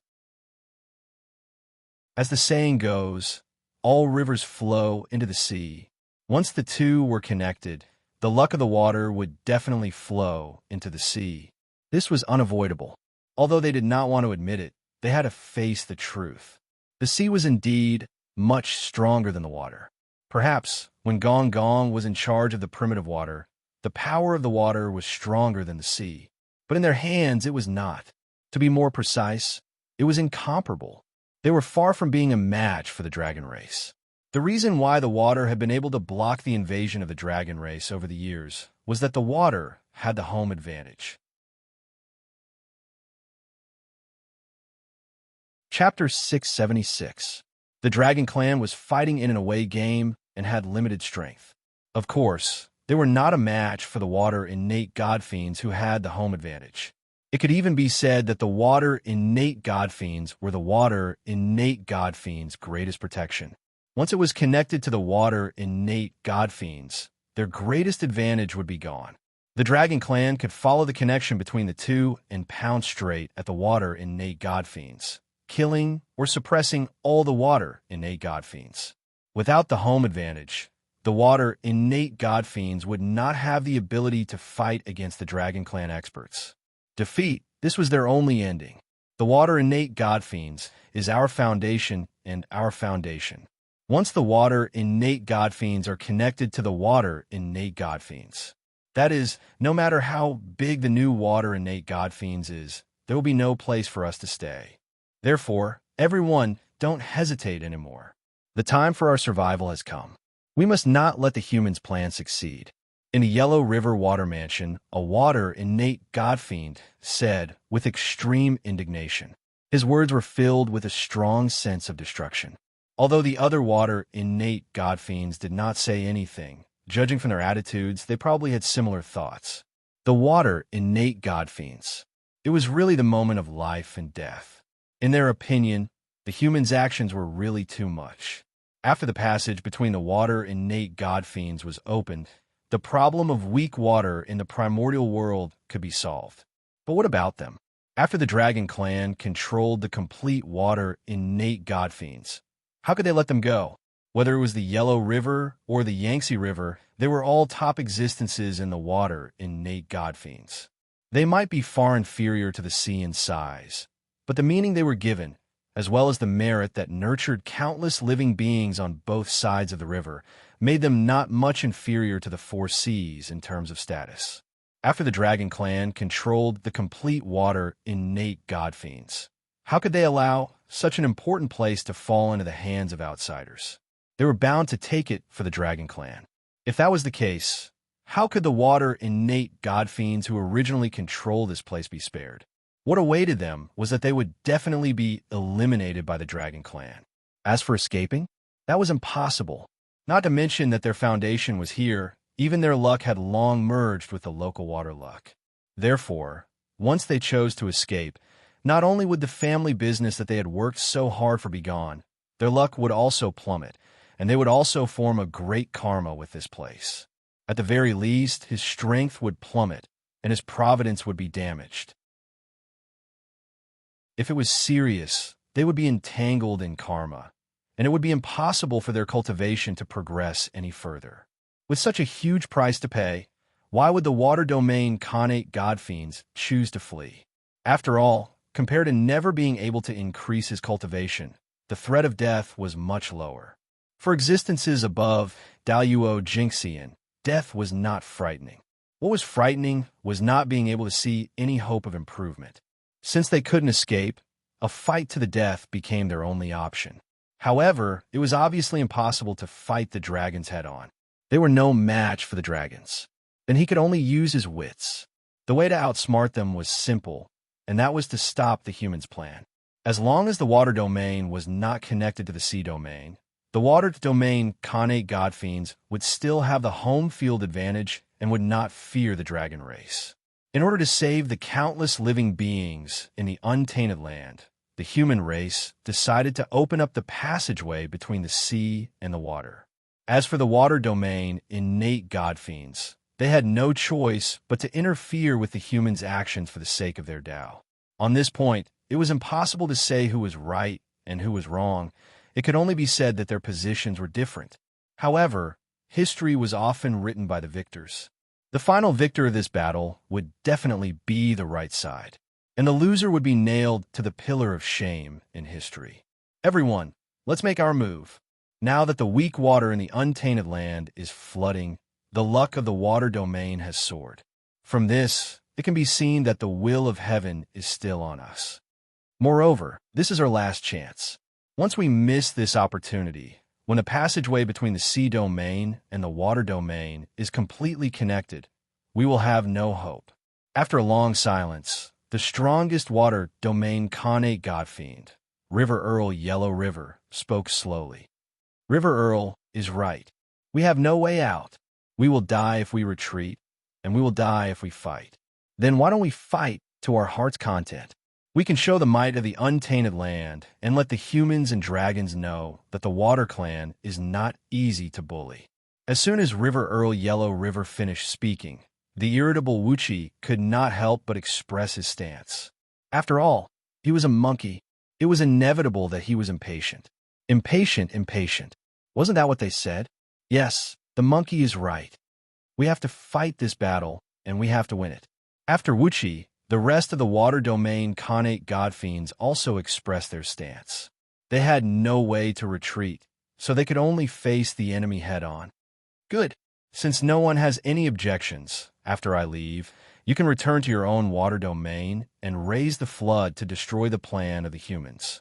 Seeing that no one had any objection, Yellow River Earl made the final decision. It was the final conclusion of this matter. Yes. Everyone replied and then dispersed.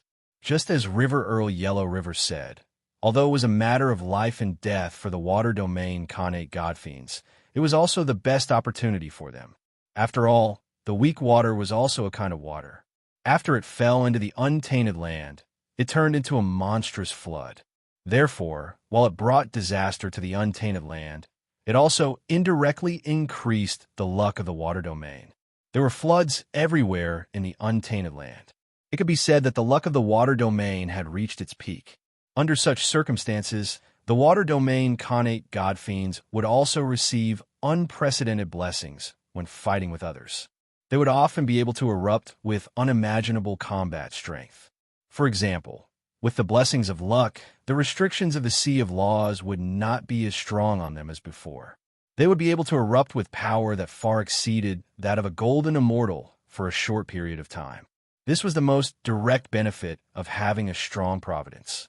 Not to mention the passive enhancement of turning misfortunes into blessings and going out to pick up treasures. If nothing unexpected happened, this would be the highlight of the water domain Khanate god fiends. Perhaps it would also be their last moment. Under the secret push of the water domain Khanate god fiends, the flood in the untainted land became more and more serious. This also forced Si Wenming and the others to start their plan in advance. Just like that, the battle between the humans and the water domain Khanate god fiends broke out suddenly. In fact, it was more appropriate to call it a battle between the dragons and the water domain Khanate god fiends than a battle between the humans and the water domain Khanate god fiends. This was because the main force fighting the water domain Khanate god fiends were the experts of the dragons. After all, the humans were a land race. They were far inferior to the water domain Khanate god fiends in terms of water battle, let alone the dragons. If the humans really fought the water domain Khanate god fiends in the water, they would have to pay a terrible price even if they won. It was really not worth it. It was better to let the dragons, who were also of the water domain, deal with them. This would save a lot of effort compared to the humans. Just as the battle between the humans and the water domain Khanate god fiends was in full swing, two people in the Demon Master Hall of the Northern Underworld were watching the dispute with inexplicable expressions. Daoist Zichen, the humans are now fighting with the water domain Khanate god fiends. Don't you plan to lend a hand? Patriarch Kuanpeng suddenly asked the North Star Emperor who was beside him. Lend a hand? Why should I? The water domain Khanate god fiends are just like ants. Not to mention the humans, even the dragons can destroy them. Not to mention the two races joining forces. The destruction of the water domain Khanate god fiends is a foregone conclusion. The North Star Emperor shook his head and said disdainfully, the water domain Khanate god fiends might seem powerful, but they did not even have a single top-notch great divination god fiends. Why would the North Star Emperor care about them? The only purpose of their existence was to be a whetstone for the humans to sharpen their skills. Sigh, what a pity. These water deities are not bad. After hearing the North Star Emperor's words, Patriarch Kunpeng could not help but sigh and said regretfully, as a member of the water domain Khanate god fiends, he could not help but cherish their talents when he saw them in trouble. Therefore, he purposely tried to sound them out and see if he could save them from the North Star Emperor. However, the result was undoubtedly disappointing. The North Star Emperor had already arranged the destruction of the water domain Khanate god fiends. What a pity! When they became enemies with the humans, they were destined to be destroyed. Anyone who goes against the humans will not be able to escape the fate of destruction. The North Star Emperor said with a smile. However, his voice was extremely ear-piercing when it fell into Patriarch Kunpeng's ears. What an arrogant statement! What did he mean by anyone who dared to go against the humans would not be able to escape the fate of destruction? Was this a warning to him? If not for the fact that he was no match for the person in front of him, Patriarch Kunpeng really wanted to immediately activate the Demon Master Hall and suppress him on the spot. Unfortunately, he did not dare, because the other party had the ability to kill him. Once upon a time, they were once on the same level. But now, the gap between them was getting bigger and bigger. The purpose of the person in front of him coming to the Northern Underworld was to warn him not to act rashly while the humans were being attacked from both sides. With his own strength, he suppressed the entire Northern Underworld demon clan so much that they did not dare to move. This man was so domineering. Sigh. He was weaker than him. He could only do so. Si Wenming, are you really prepared for the upcoming calamity? The North Star Emperor knew what Patriarch Kunpeng was thinking, but he did not care, because the gap between them was too big. Moreover, he did not have the time to think about Patriarch Kunpeng. At the moment, he was worried about Si Wenming. It was inevitable that the problem of the weak water would be solved. The passageways between the sea areas would also be connected. There was nothing to worry about, because this was what the Heavenly Tao hoped for. The Heavenly Tao hoped that these things would come true. When Si Wenming took action, he would naturally have the help of the heavens. How could he fail? Therefore, the struggle of the water lineage was extremely laughable in the eyes of the North Star Emperor. If they tried to fight against the general trend and go against the heavens, they would definitely end up being smashed into pieces. They were really a group of muddle-headed people who could not see the general trend clearly. However, that was not necessarily the case. Perhaps they had already seen the general trend clearly, but they were just unwilling to believe it. Therefore, they planned to go against the heavens. But no matter what, it could not change the outcome of their failure. After controlling the flood of the primordial world and piercing through the passageways between the sea areas, the primordial world's water veins were unified. Si Wenming, who had done these two things, would definitely receive a lot of merit. And this was his capital to become an emperor. If nothing unexpected happened, when Si Wenming's term was completed, he would naturally become the 9th great emperor of the human race. However, this was what the North Star Emperor was worried about. If he was not wrong, the moment before Si Wenming became an emperor, his death tribulation would come. And this tribulation would be the greatest tribulation that Si Wenming would face in his life. There was almost no possibility of passing it, because this tribulation was a killing tribulation from the Heavenly Tao. There was no way to avoid it. There was no way to hide. He could only stand up and face the tribulation. The Heavenly Tao had set a great trend for the human race.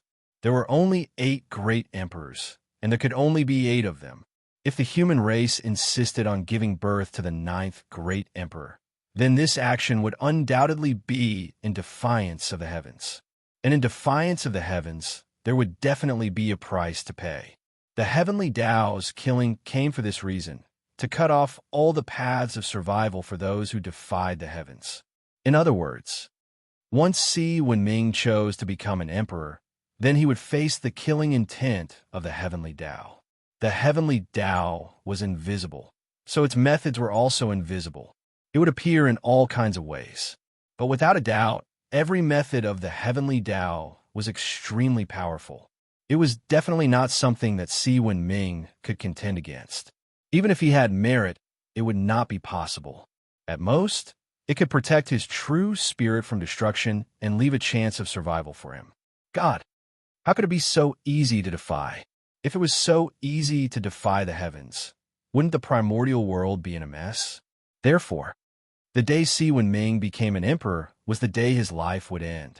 Gaochen was worried about this. In front of the Heavenly Tao, even someone as powerful as him did not have much confidence in protecting Si Wenming. This tribulation was difficult, unless Si Wenming chose not to become an emperor. Then he would have endless glory and become the greatest king below the 3 sovereigns and 5 emperors. Moreover, his cultivation base would directly enter the realm of the perfected quasi-saint with the help of merit. He would not be much weaker than the 5 emperors. But would Si Wenming really refuse to become an emperor? Gaochen did not know the answer to this point. The only thing he could do was to support Si Wenming unconditionally, no matter which path he chose. Because of the Khanate cardinal treasure, the human Tao emperor seal, even the Khanate god fiends of the water lineage could not do anything to Si Wenming. Therefore, the water lineage was defeated by the allied forces of the human and dragon races. The luck that belonged to the water lineage was also devoured by the 2 races. Rumble. At a certain moment, the river of destiny suddenly shook violently. It was the luck of the human race that reached its peak after devouring the water lineage's luck. It broke the seal of the divine chains of order in one fell swoop.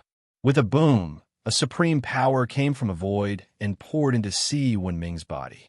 Author's note: 12,000 words completed. Begging for a monthly pass. Begging for a subscription.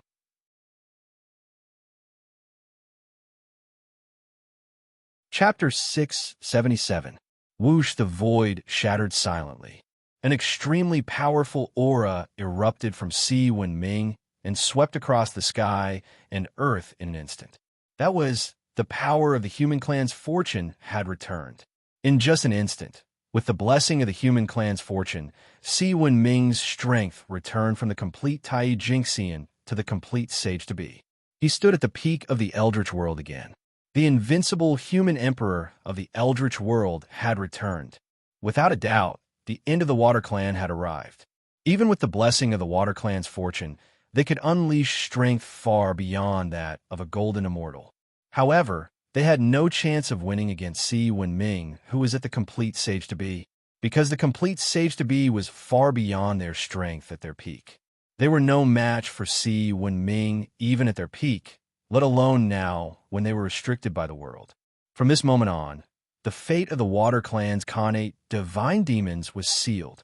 After Si Wenming's strength had recovered, he quickly suppressed the Water Clan's Khanate divine demons who were causing trouble. However, perhaps due to guilt or kindness, Si Wenming did not kill the Water Realm innate divine demons after defeating them. Instead, he sealed them away. Think about it. Si Wenming didn't seem to like killing along the way. Those who went against him were all suppressed and sealed by him. None of them lost their lives. He didn't kill. Perhaps this was his persistence. Without the obstruction of the Water Clan's Khanate divine demons, it became much easier to open up the passage between the sea regions. Holding the splitting mountain axe, Si Wenming broke open the mountains that obstructed the flow of the sea regions and gradually opened up a passage to the sea regions. However, when he broke open a mountain, he found a Khanate divine cauldron in the mountain. The Khanate Cauldron of Creation, a supreme-grade Khanate spiritual treasure with 45 Khanate divine seals in it. It had reached the limit of a Khanate spiritual treasure. It was the top Khanate spiritual treasure. As for the Khanate Cauldron of Creation, it had an extraordinary origin. It might not be famous in the Eldritch world, but its brother was famous in the Eldritch world. That's right. The brother of the Cauldron of Creation was the Cauldron of Heaven and Earth, which belonged to Goddess Nuwa. These two treasures were the remains of a top-grade Chaos spiritual artifact, the Chaos Cauldron. Back then, the Chaos Cauldron was shattered by the heaven-splitting divine axe. Its main body was broken into two pieces, one large and one small, and fell into the new, untainted world.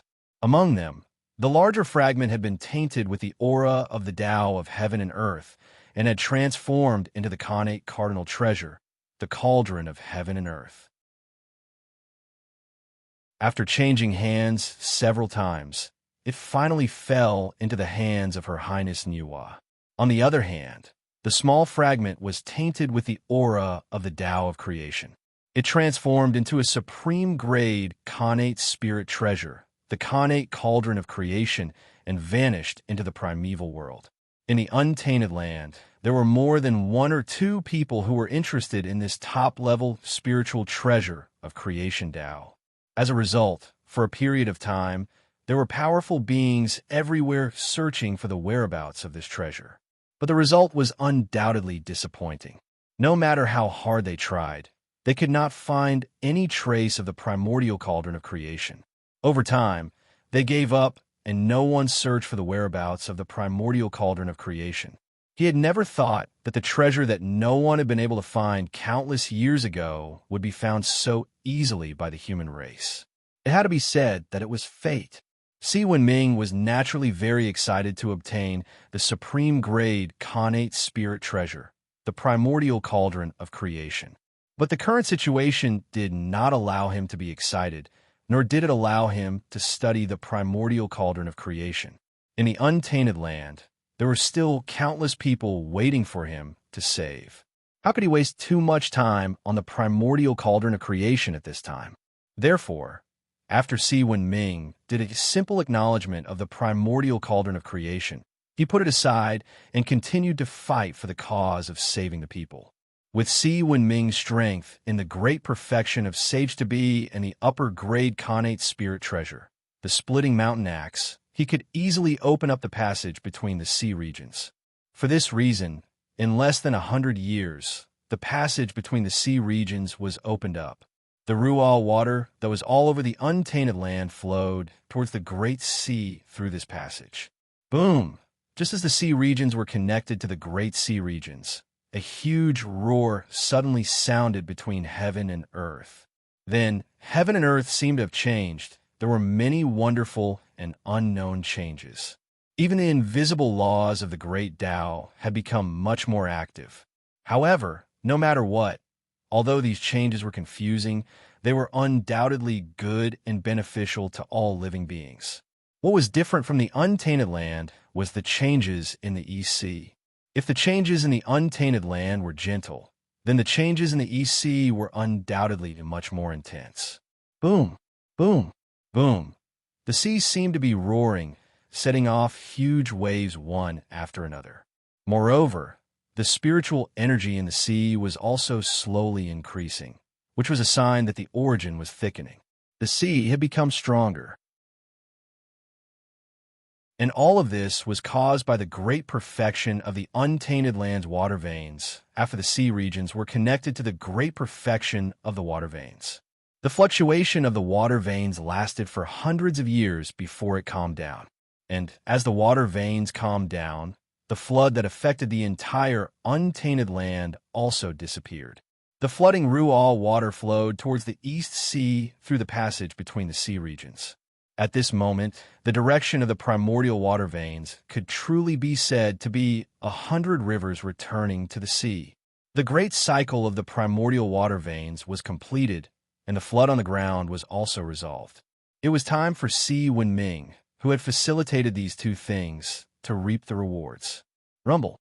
In the sky, resplendent golden light gathered and turned into a rain of light that fell towards the primordial land. Among them, more than 70% of the luck fell into Si Wenming's hands.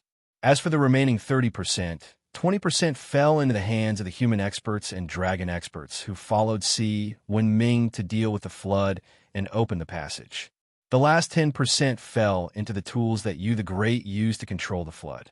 For example, the weapon used by a monkey that had caused trouble in the heavenly palace in the future, the sea-calming divine needle. The tools to control the flood that had obtained merit were such treasures. Quelling the disaster of the untainted land in one fell swoop caused Si Wenming's prestige in the untainted land to rise. He was about to catch up with the 3 sovereigns and 5 emperors and become the 9th great emperor of the human race. In fact, in the untainted land, the voice of Si Wenming being the 9th great emperor of the human race had already appeared. For a time, the untainted land was filled with the names of you the Great, King Yu, and Emperor Yu. And these were all honorific titles for Si Wenming. Yu was Si Wenming's name. Because he had saved countless living beings, it was inappropriate for everyone to address him as the human emperor. After all, every clan leader of the human race could be called the human emperor. However, not every human emperor was called Si Wenming. Therefore, the people of the world crowned Si Wenming's name with the word to distinguish him from the other human emperors. The name Yu the Great came from this, and to himself explained everything. Throughout the history of the untainted land, how many people could add the word in front of their names? There were only a few people. As for King Yu and Emperor Yu, they were honorific titles for Si Wenming. The praises of the world did not make the Yu lose himself and become arrogant. That was because he knew that compared to the 3 sovereigns and 5 emperors, he still had many shortcomings. If he wanted to become an emperor, he still needed to become even more outstanding. As the human emperor, he still had a lot of room for improvement. The martyrs of the human race had been urging him. The glorious Yu had become even more diligent than before. Just like that, there were still many troubles waiting for him. From a certain point of view, the situation that the Yu faced was even more complicated and difficult than the period of the 3 sovereigns and 5 emperors. That was because the period of the 3 sovereigns and 5 emperors was the period when the primordial world transformed from the pre-celestial era to the post-celestial era. At that time, Although the amount of pre-celestial spiritual energy in the world was getting smaller and smaller, it was not completely gone. For this reason, the human race of that era could easily cultivate to the pre-celestial realm and become human immortals. In other words, in the era of the 3 sovereigns and 5 emperors, although the environment of the world was gradually deteriorating, the main body of the human race was still cultivators. However, in the era of the world had completely become the post-celestial era. In other words, if cultivators wanted to cultivate now, it would not be as easy as before. In the past, the human race could easily cultivate to the pre-celestial realm. But now, the human race could only cultivate to the post-celestial realm. After that, the post-celestial realm had become a threshold that most people could not cross. However, in the post-celestial realm, other than having a little more strength, was there any difference between them and mortals in other aspects? No. To be precise, post-celestial realm cultivators still belong to the category of mortals. The world had changed. The main body of the human race was no longer cultivators, but mortals. Compared to cultivators, mortals had a lot more things to do. That was because they were weak, very weak. Any ferocious beast or demonic beast could easily kill a large number of mortals. And because they had become the protagonists of the world, the flesh and blood of the human race was inevitably tainted with some of the Tao of heaven and earth. This also caused the human race to become a delicious cake in the eyes of foreign races. As long as they devoured the flesh and blood of the human race, they could quickly increase their strength. In the face of such a temptation, even if the human race was the protagonist of the world, it could not dissuade those foreign races who coveted the flesh and blood of the human race. Not to mention, over the years, many races have been wiped out by the human race. It was inevitable that some fish had escaped the net. And how could these existences be afraid of the human race? They could not wait for the human race to die. That was the truth. If such a foreign race discovered that devouring the flesh and blood of the human race could quickly increase their strength, how could they not attack the human race? Therefore, in the primordial world, there would often be incidents of human tribes being massacred. In the face of such a situation, even if the human race used iron-blooded methods and slaughtered several tribes, they could not stop it. After all, the temptation of increasing one's strength was too great. It was enough to make people completely lose themselves and fall into the demonic path. What worried you the Great was this. The human tribes were massacred one after another. As the human emperor, you the Great naturally had an unshirkable responsibility. But in this situation, even someone as powerful as him had no other way. He could not keep staring at the human race, right? This was unrealistic. But even if there was no other way, he could not continue to let this kind of thing happen, right? To be honest, if the ones who died were cultivators, you the Great would not be so angry. When cultivators fought with others and were killed by others because their skills were inferior, no one could say anything about it. However, the ones who were massacred were mortals. This undoubtedly made you the Great extremely angry. One had to know that mortals were the foundation of the human race. It was precisely because the human race had a large base that they could provide an endless stream of experts for the human race. The situation of the human race was a classic example of insufficient quality. They had to make up for it with quantity and used to trigger a qualitative change.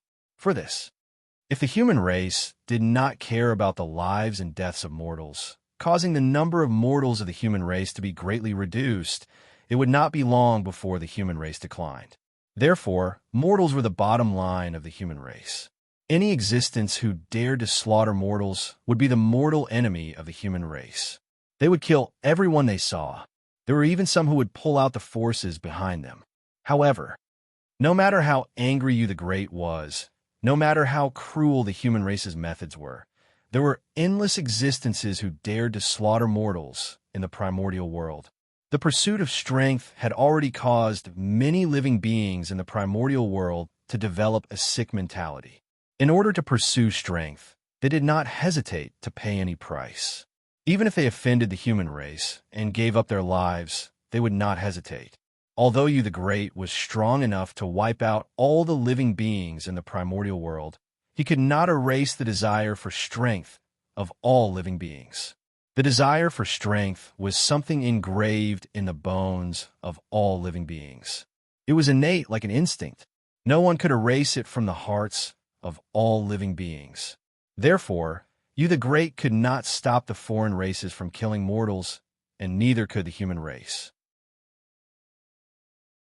The only thing they could do was to protect the mortals so that they would not become the victims of the foreign race's pursuit of strength. Protect. After meditating in the ancestral temple for 100 years, you the Great finally found a way to solve the problem of the human race from the innate cauldron of creation. He wanted to use the innate cauldron of creation as the foundation to create an array formation that could cover the entire human race and protect the mortals inside. Yes, protect the mortals. The array formation that only protected the mortals did not have any effect on cultivators. According to you the Great's plan, as long as he set up this array formation to protect the mortals, from now on, any existence that dared to attack the mortals would be attacked by the innate cauldron of creation. Over time, more and more foreign races would die, and there would not be any situation where the foreign races slaughtered the mortals. In this way, wouldn't the safety of the mortals be guaranteed? Moreover, this array formation was only targeted at mortals and had no effect on cultivators. Even in the array formation, cultivators could still do whatever they wanted like before.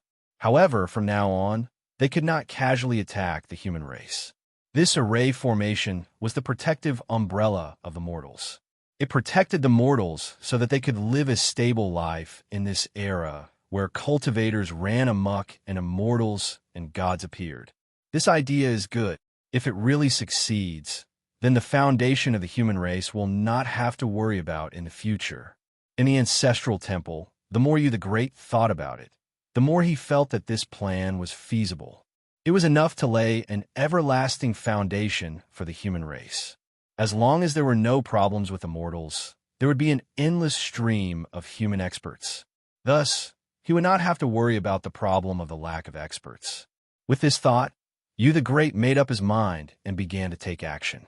The first thing he had to do was to have a detailed understanding of the human territory so that it would be convenient for him to build the array formation. Thus, you the Great began his trip to the human territory. After 1,000 years, you the Great traveled to every corner of the human race and finally had a detailed plan in his heart. He planned to first divide the human territory into 9 parts and call them the 9 provinces. Then, he would divide the innate cauldron of creation into 9 parts and bury them in the 9 provinces. Finally, with the 9 cauldrons as the foundation, he would set up a formation that could cover the entire human territory and protect the mortals within. Then, it would be considered a success. Of course, if he could capture 9 extremely powerful existences and seal them into the 9 cauldrons as the eye of the formation, that would undoubtedly be even better. Because in this way, the power of the formation would definitely increase greatly and be able to protect the safety of the mortals to the greatest extent. Moreover, there was another benefit to doing this. That was, as time passed, the powerful existences that were sealed in the 9 cauldrons would slowly be refined and become a part of the 9 cauldrons. In this way, the origins of the 9 Supremes would definitely be strengthened. If they were to add the merit of protecting the mortals, when they were combined in the future, they might be able to advance further and become innate supreme treasures. If that was really the case, then the human race would have 2 innate supreme treasures. Their strength would definitely increase greatly, and their status will become more and more stable. It had to be said that you the Great's plan was perfect. The innate cauldron of creation was originally formed from the fragments of a top-grade chaos spirit treasure. Its quality was abnormally high, far surpassing innate spirit treasures and not much inferior to innate supreme treasures. It was also because of his bad luck that he obtained too little innate creation origin. That was why it did not evolve into an innate supreme treasure like his brothers. Instead, it became a supreme grade innate spirit treasure. However, this did not mean that the innate cauldron of creation would always be a supreme grade innate spirit treasure. It had the possibility of becoming an innate supreme treasure. What you the Great wanted to do was to turn that possibility into reality. If he really succeeded, then, after devouring the origins of the 9 powerful existences and the merit of protecting the mortals, the possibility of the innate cauldron of creation advancing to an innate supreme treasure was extremely high. As for why it was not 100%, the key was what realm the 9 powerful existences that were suppressed were in. If it was Daluo Jinxian, then it would probably be very difficult for the innate cauldron of creation to advance to an innate supreme treasure. However, if it was a sage to be, then after a long period of time, the innate cauldron of creation had a great chance of advancing to an innate supreme treasure. If it was 9 powerful existences that were suppressed by the 9 cauldrons, then the innate cauldron of creation would definitely advance to an innate supreme treasure. In short, the stronger the existence that was suppressed, the higher the possibility of the innate cauldron of creation advancing to an innate supreme treasure.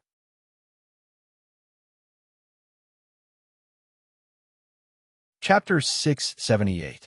Just as you the Great was about to set up the 9 provinces barrier, a change occurred in the purple cloud palace in the chaos outside the sky. All right, you've stayed here long enough. Leave this place and return to the primordial world. After preaching for 10,000 years, Tao Ancestor Hong Jun suddenly stopped preaching and asked everyone to leave. Thank you, Master, Teacher. Feng Zichen and the other 6 people came back to their senses. They bowed to Ancestor Hong Jun. Then, they left the purple cloud palace one by one as he said, "Humph." Outside the purple cloud palace, Feng Zichen and the 3 pure ones looked at each other. They wanted to see the 2 of them hate each other. After snorting coldly, they each used their magic and rushed to the primordial world. It had been a long time. They had not returned to the primordial world. It should have been hundreds of thousands of years. Whoosh, whoosh, a purple light flashed, and the chaos outside the sky flew away behind Feng Zichen, causing him to get closer and closer to the primordial world. During this process, everything that had happened in the primordial world over the years quickly appeared in Feng Zichen's mind, so that he could understand the situation of the primordial world as quickly as possible. As the Tao field of the Tao ancestor, the purple cloud palace itself was an unimaginable treasure. Its power could be said to be unparalleled. In it, Feng Zichen and the 6 saints were completely cut off from the primordial world. In other words, during the time when they were listening to the Tao in the purple cloud palace, Feng Zichen and the 6 saints were out of contact. They did not know anything about the changes in the primordial world over the years. Therefore, the first thing they had to do as soon as they left the purple cloud palace was to understand the current situation of the primordial world so that they could make reasonable arrangements for the next step. The disaster of the weak water, the change of the water vein? Over the years, see when Ming has done well. It seems that it won't be long before he can take that crucial step. On the way to the primordial world, Feng Zichen could not help but nod his head in relief after learning about what Yu the Great had done. Yu the Great, it did not disappoint. He was no worse than the human emperor before him. However, after feeling gratified, Feng Zichen could not help but feel a little worried. Looking at Yu's posture, it was obvious that he was rushing to become an emperor. However, how was he going to resist the heavenly Tao's killing tribulation after that? Facing the killing intent of the heavenly Tao. But not only did it require courage, it also required great strength. In the past, although Feng Zichen had several heaven-defying experiences, his heaven-defying actions were all for the good of the untainted world. Therefore, the punishment given to him by the heavenly Tao was basically just a formality. Not only did it not cause any harm, but it also brought him a lot of benefits. However, Yu the Great was different. His heaven-defying act was to become the 9th great emperor of the human race. This was undoubtedly a good thing for the human race, but it was not necessarily the case for the untainted world. Although the heavenly Tao wanted the human race to be the protagonist of the world, if the human race was too powerful, it was not what the heavenly Tao wanted to see. The lesson of the Magi and demons was right in front of him. The heavenly Tao no longer allowed such a powerful force to appear in the untainted world. For this, if the human race appeared too powerful, the heavenly Tao would suppress them. And Yu the Great, becoming the 9th great emperor of the human race, was a sign that the human race was too powerful. In this way, it would naturally attract the suppression of the heavenly Tao. It would destroy Yu the Great and destroy the possibility of the 9th great emperor of the human race. The human race could be strong, but this strength had to be under the rules of the heavenly Tao. Forget it. Right now, we can only take one step at a time. However, even if I face the heavenly Tao, at the very least, I have to protect Yu the Great's life when the killing tribulation erupts. After thinking for a moment, Feng Zichen made a decision. Facing the heavenly Tao, even someone as powerful as him could not guarantee that he could help Yu the Great survive the death tribulation. However, he was confident that he could protect Yu the Great's life in front of the heavenly Tao. Swoosh! In just a few years, Feng Zichen rushed back to the untainted world from the chaos outside the heavens. Since he had returned to the untainted world, the rest of the journey was much simpler. Boom! Feng Zichen stretched out his hand and directly tore through the void and stepped into it. Then, when his figure appeared again, he had already returned to the Emperor's star. Oh, why did the rules of heaven and earth change? Even the restrictions of the Sea of Law on the great divine masters are much smaller. As soon as he returned to the Emperor's star, Feng Zichen did not have time to rest when he suddenly realized that the rules of heaven and earth in the untainted world had changed. The restrictions on the great divine masters were disappearing at an extremely fast speed. If this continued, it would not be long before the great divine masters could attack wantonly in the untainted world. What's going on? With a swoosh, Feng Zichen stood up from the emperor's throne and sized up the untainted world with a look of surprise and bewilderment. Although if the great divine masters attacked at all costs, it would be difficult for the Sea of Law to restrict them. However, the existence of the Sea of Law still had some effect. At the very least, it could make them worry. But what was going on now? The influence of the Sea of Law on the great divine masters was gradually disappearing. Wasn't this equivalent to encouraging them to attack in the untainted world in disguise? There was a problem. There was definitely a problem. While feeling puzzled, Feng Zichen could not help but use his methods to deduce. He originally thought that this deduction would be very difficult, but as soon as he started, Feng Zichen realized that it was not the case at all. He easily deduced the reason for the change in the untainted world.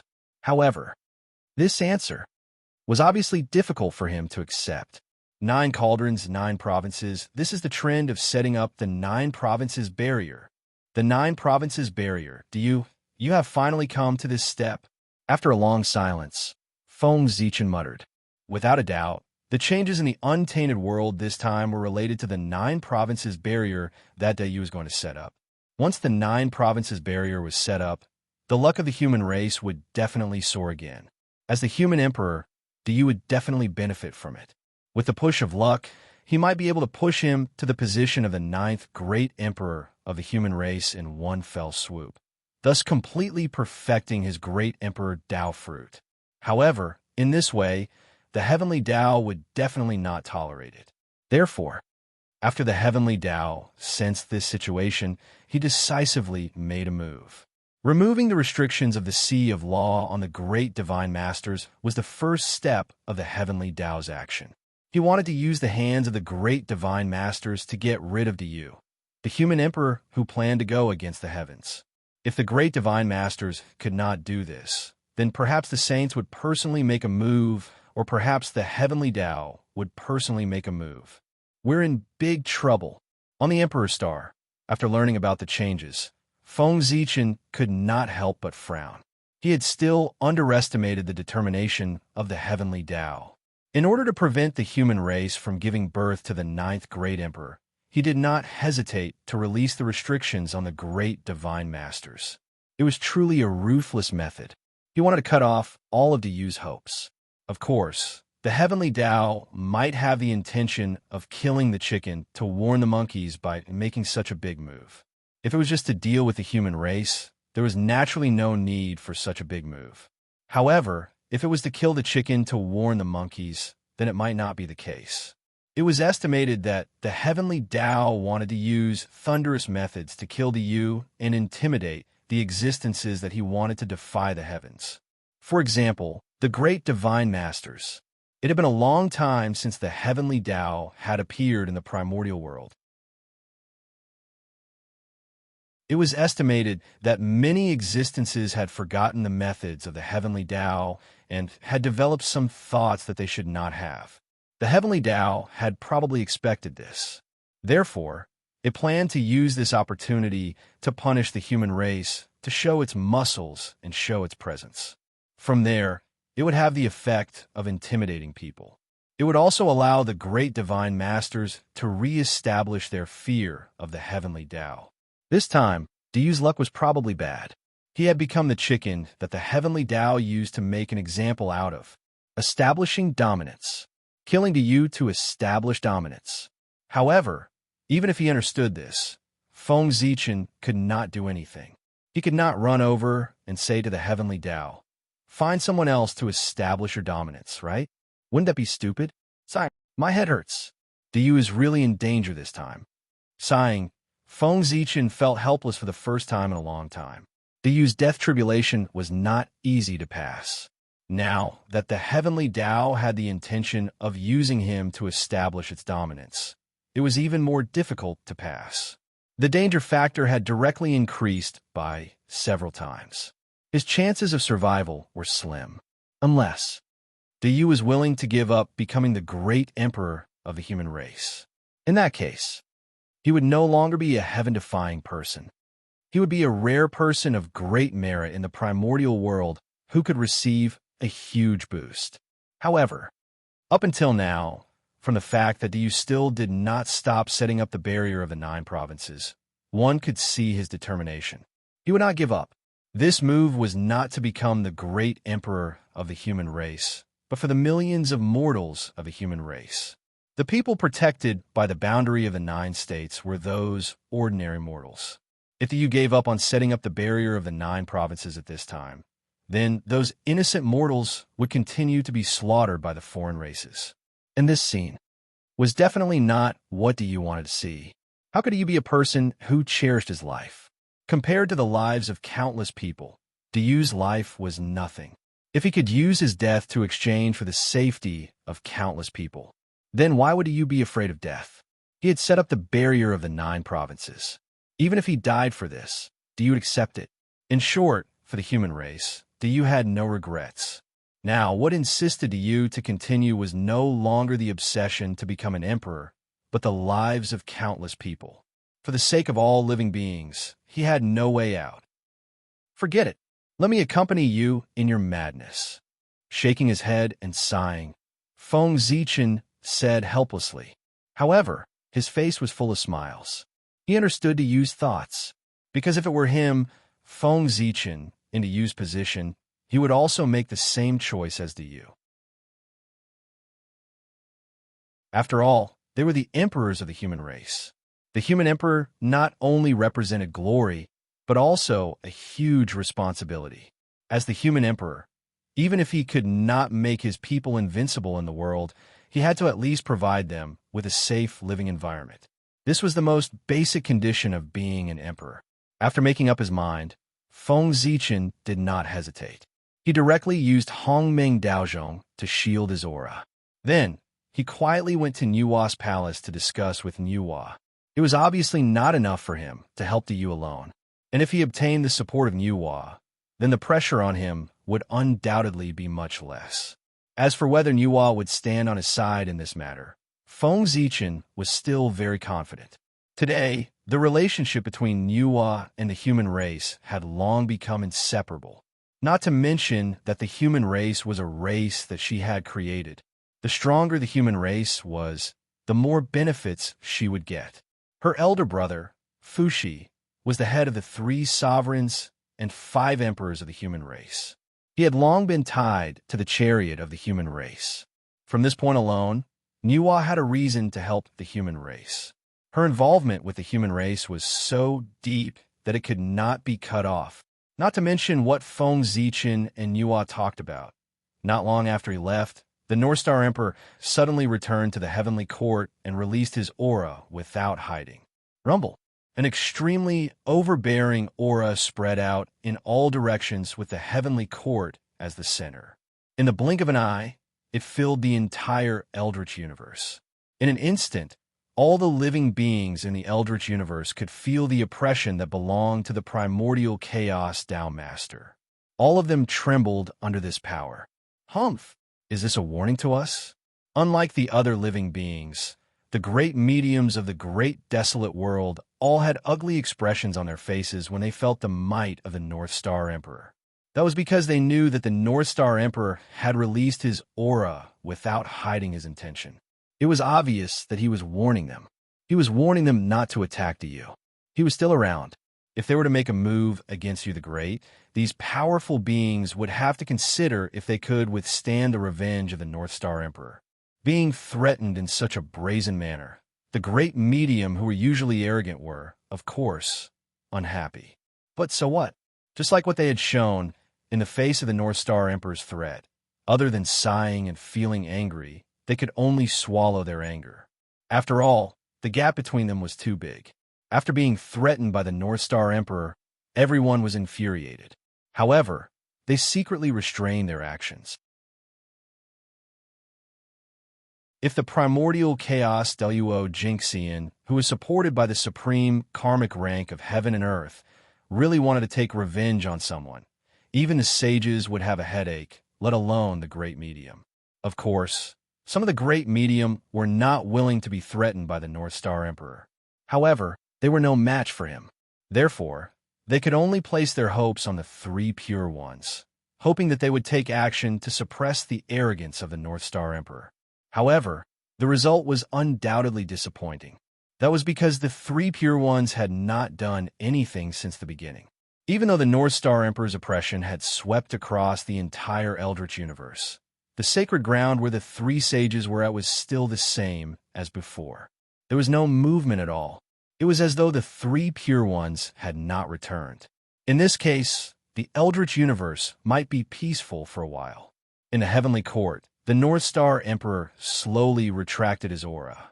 Actually, there was no need for him to do that. That was because even if he did not warn everyone, no one would dare to take action against you the Great. Although you the Great wanted to do something that defied the heavens, he had not done it yet.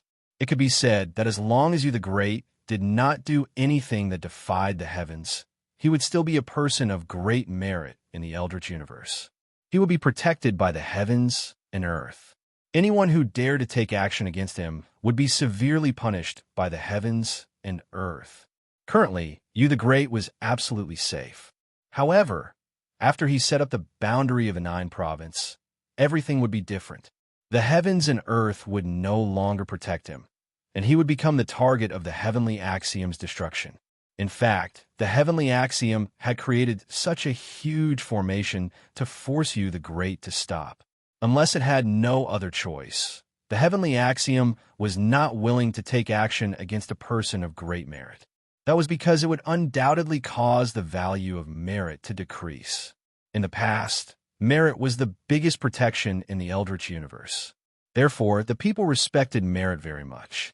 But now, even those with great merit could not escape the annihilation of the heavenly axiom. This would undoubtedly affect the status of merit in the hearts of the people. Merit wasn't omnipotent. Once this impression was formed, the impact would undoubtedly be huge. The people of the world did not want to obtain merit as urgently as before. This was to the heavens and earth. It could be considered a loss. After all, every time the heavens and earth gave merit, it meant that something beneficial to the primordial world had happened. However, although merit was important, it was not a reason to defy the heavens. Defying the heavens was the beginning of disturbing the world. It would bring too many variables to the entire world. And the heavenly axiom. What he hated the most was variables. The entire primordial world was enveloped by the heavenly axiom. The moment the living beings were born, their fates had already been arranged by the heavenly axiom. Everything. They only needed to follow the established trajectory. The meaning of the existence of variables was to disrupt the arrangements of the heavenly axiom. In that case, how could the heavenly axiom not hate it? The greatest result of defying the heavens was to create a huge variable, thus disrupting the trajectory of the heavenly axiom and leading the world to the unknown. It was in order to lead the world back to the right track that the heavenly axiom would kill those who defied the heavens without mercy. It was the same even if they had great merit. Merit was never a reason to defy the heavens. Although he knew that everyone would not attack you the Great, Emperor Northstar still wanted to warn everyone. His purpose was naturally to express his attitude. You the Great is the human emperor of the human race. If you want to touch him, you have to consider carefully whether you can withstand the anger of a primordial chaos Daluo Jinxian.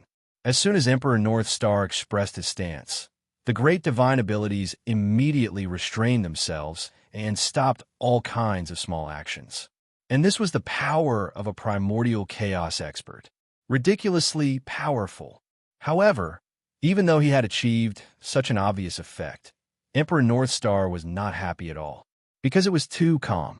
The Three Pure Ones' performance was too calm. This was completely illogical. If the Three Pure Ones were willing to make a move, even if they did not show their faces, they would only release their aura to contend with him. If that was the case, the great masters would not have retreated so quickly.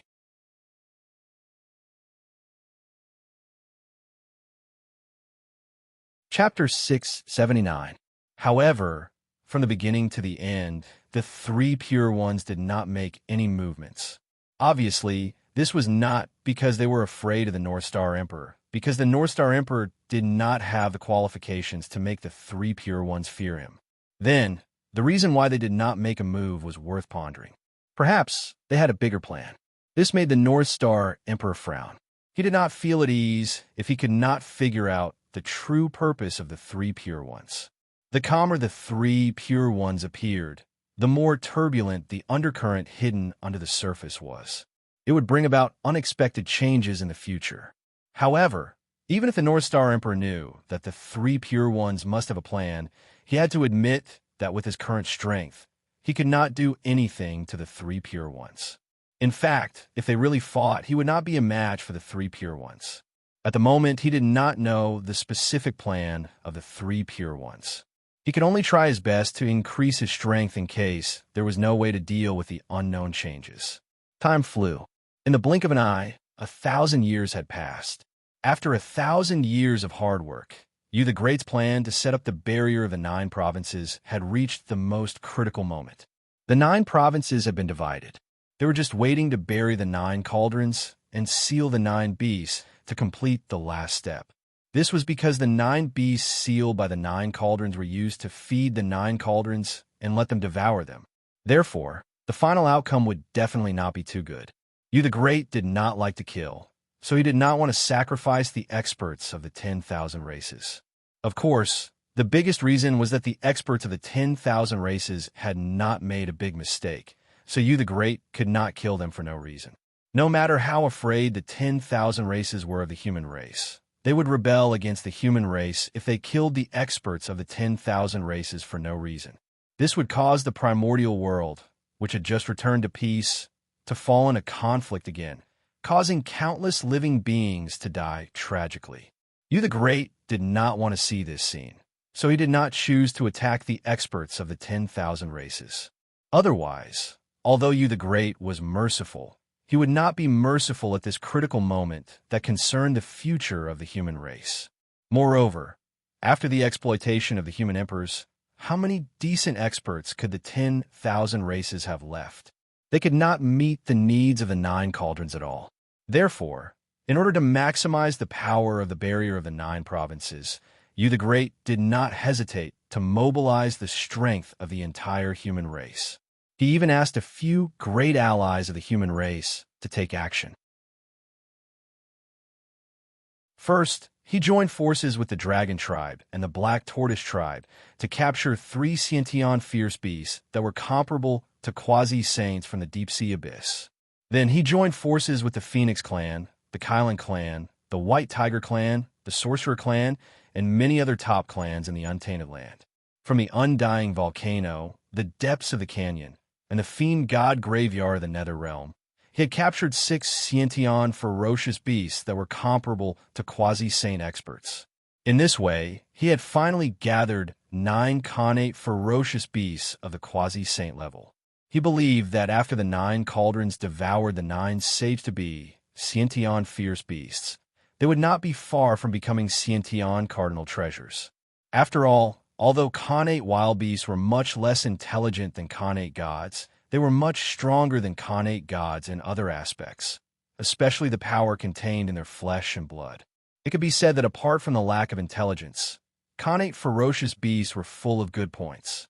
No wonder first-generation connate wild beasts of the primeval era were able to suppress first-generation connate god fiends. After preparing the 9 safe-to-be Sciention ferocious beasts, you the Great began the last step of setting up the boundary of the 9 provinces. Sacrifice to the heavens. That's right, it was a sacrifice to the heavens. It was true that the heavenly Tao did not hide its killing intent toward you the Great, but it was only targeting you the Great. The heavenly Tao did not object to the establishment of the boundary of the 9 provinces. On the contrary, it was supportive. Compared to cultivators, mortals undoubtedly caused less damage to the world and were easier to manage. Mortals had so many advantages, so the heavenly Tao would naturally like them more and be willing to protect them. The reason why the heavenly Tao wanted to kill you the Great was not because it wanted to set up the boundary of the 9 provinces, but because once it set up the boundary of the 9 provinces, it could become the 9th great emperor of the human race in one fell swoop. This was obviously not allowed by the heavenly Tao. This was the contradiction between the heavenly Tao and you the Great. You the Great was too outstanding, so outstanding that the destiny of the human race spontaneously pushed him to the position of great emperor. However, the heavenly Tao did not want you the Great to be so outstanding. After the 3 sovereigns and 5 emperors, the human king was the end of the human race. There should not be any more human emperors. No matter how peerless and stunning you were, you could not advance further. If you advanced, you would be defying the heavens. Wasn't it good to be a human king? Why did you have to defy the heavens? Human Tao. It should be after the heavenly Tao, not before the heavenly Tao. This was the reason why the heavenly Tao had no choice but to take action. If the human race was allowed to continue developing like this, there might be a day when the human Tao suppressed the heavenly Tao. However, how could the heavenly Tao allow this to happen? Based on the current scale of the human race could already represent the human Tao to a certain extent. Therefore, suppressing the human race was almost equivalent to suppressing the human Tao. It had become inevitable. Roar, roar, roar. In front of the 9-level altar, the 9 quasi-sage connate ferocious beasts seemed to have sensed something and could not help but let out miserable cries. Unfortunately, no matter what kind of sounds they made, they could not shake you the Great's determination. The heavenly Tao is above. Today, in order to protect all living beings in the world, you the Great has specially set up the boundary of the 9 provinces in the territory of the human race. May the heavenly Tao be the judge. After completing the specific process, you the Great ignored the struggles of the 9 connate ferocious beasts and expressionlessly sent them into the 9 provinces' cauldrons one by one. He began the last step, which was also the most crucial step, burying the 9 provinces' cauldrons. Go! After the 9 cauldrons suppressed the 9 connate ferocious beasts, you the Great formed a Tao seal and activated the human Tao imperial seal with all his might to guide the power of destiny of the human race. Rumble. Amidst the rumbling of the world, the destiny of the human race appeared from the void and turned into a mighty torrent of the human Tao. It wrapped around the 9 cauldrons in the air and fell toward the 9 provinces. Boom! When the 9 cauldrons fell, the corresponding land of the 9 provinces cracked open and automatically opened a huge crack, revealing the altar that had been built in advance. Swoosh! As if attracted by some mysterious force, the 9 cauldrons fell accurately on the 9 altars. Then, with a rumbling sound, the cracked earth automatically closed up and returned to its original state. Buzz, buzz, buzz. As the 9 cauldrons returned to their positions, 9 majestic forces suddenly rose from the ground and spread out in the sky above the human territory. In the blink of an eye, they formed a huge boundary that enveloped the entire human territory. At the same time, the world trembled inexplicably and the laws rumbled together. The radiance of the human Tao burst out from the void and turned into a powerful force that supported the boundary of the 9 provinces. This was the human Tao had made its move. The moment the boundary of the 9 provinces was set up, all the cultivators in the human territory felt that they were different from before. However, they could not pinpoint the exact difference. Only the Tai Jingxian and the cultivators above them, who had already come into contact with the Tao, could vaguely feel something. In the future, cultivators would probably not be able to touch mortals. Not to mention how shocked the cultivators in the human territory were. With the formation of the boundary of the 9 provinces, Yu the Great also ushered in his own death tribulation. Rumble. The destiny of the human race came in a mighty manner and turned into a huge flame that floated above Yu the Great's head. It gathered the power of the world for him to help him ascend to the throne. With the addition of the power, Yu the Great's body also underwent an inexplicable change. The half of the Emperor Purple Chi that had already existed before was now growing at a speed visible to the naked eye under the support of the power.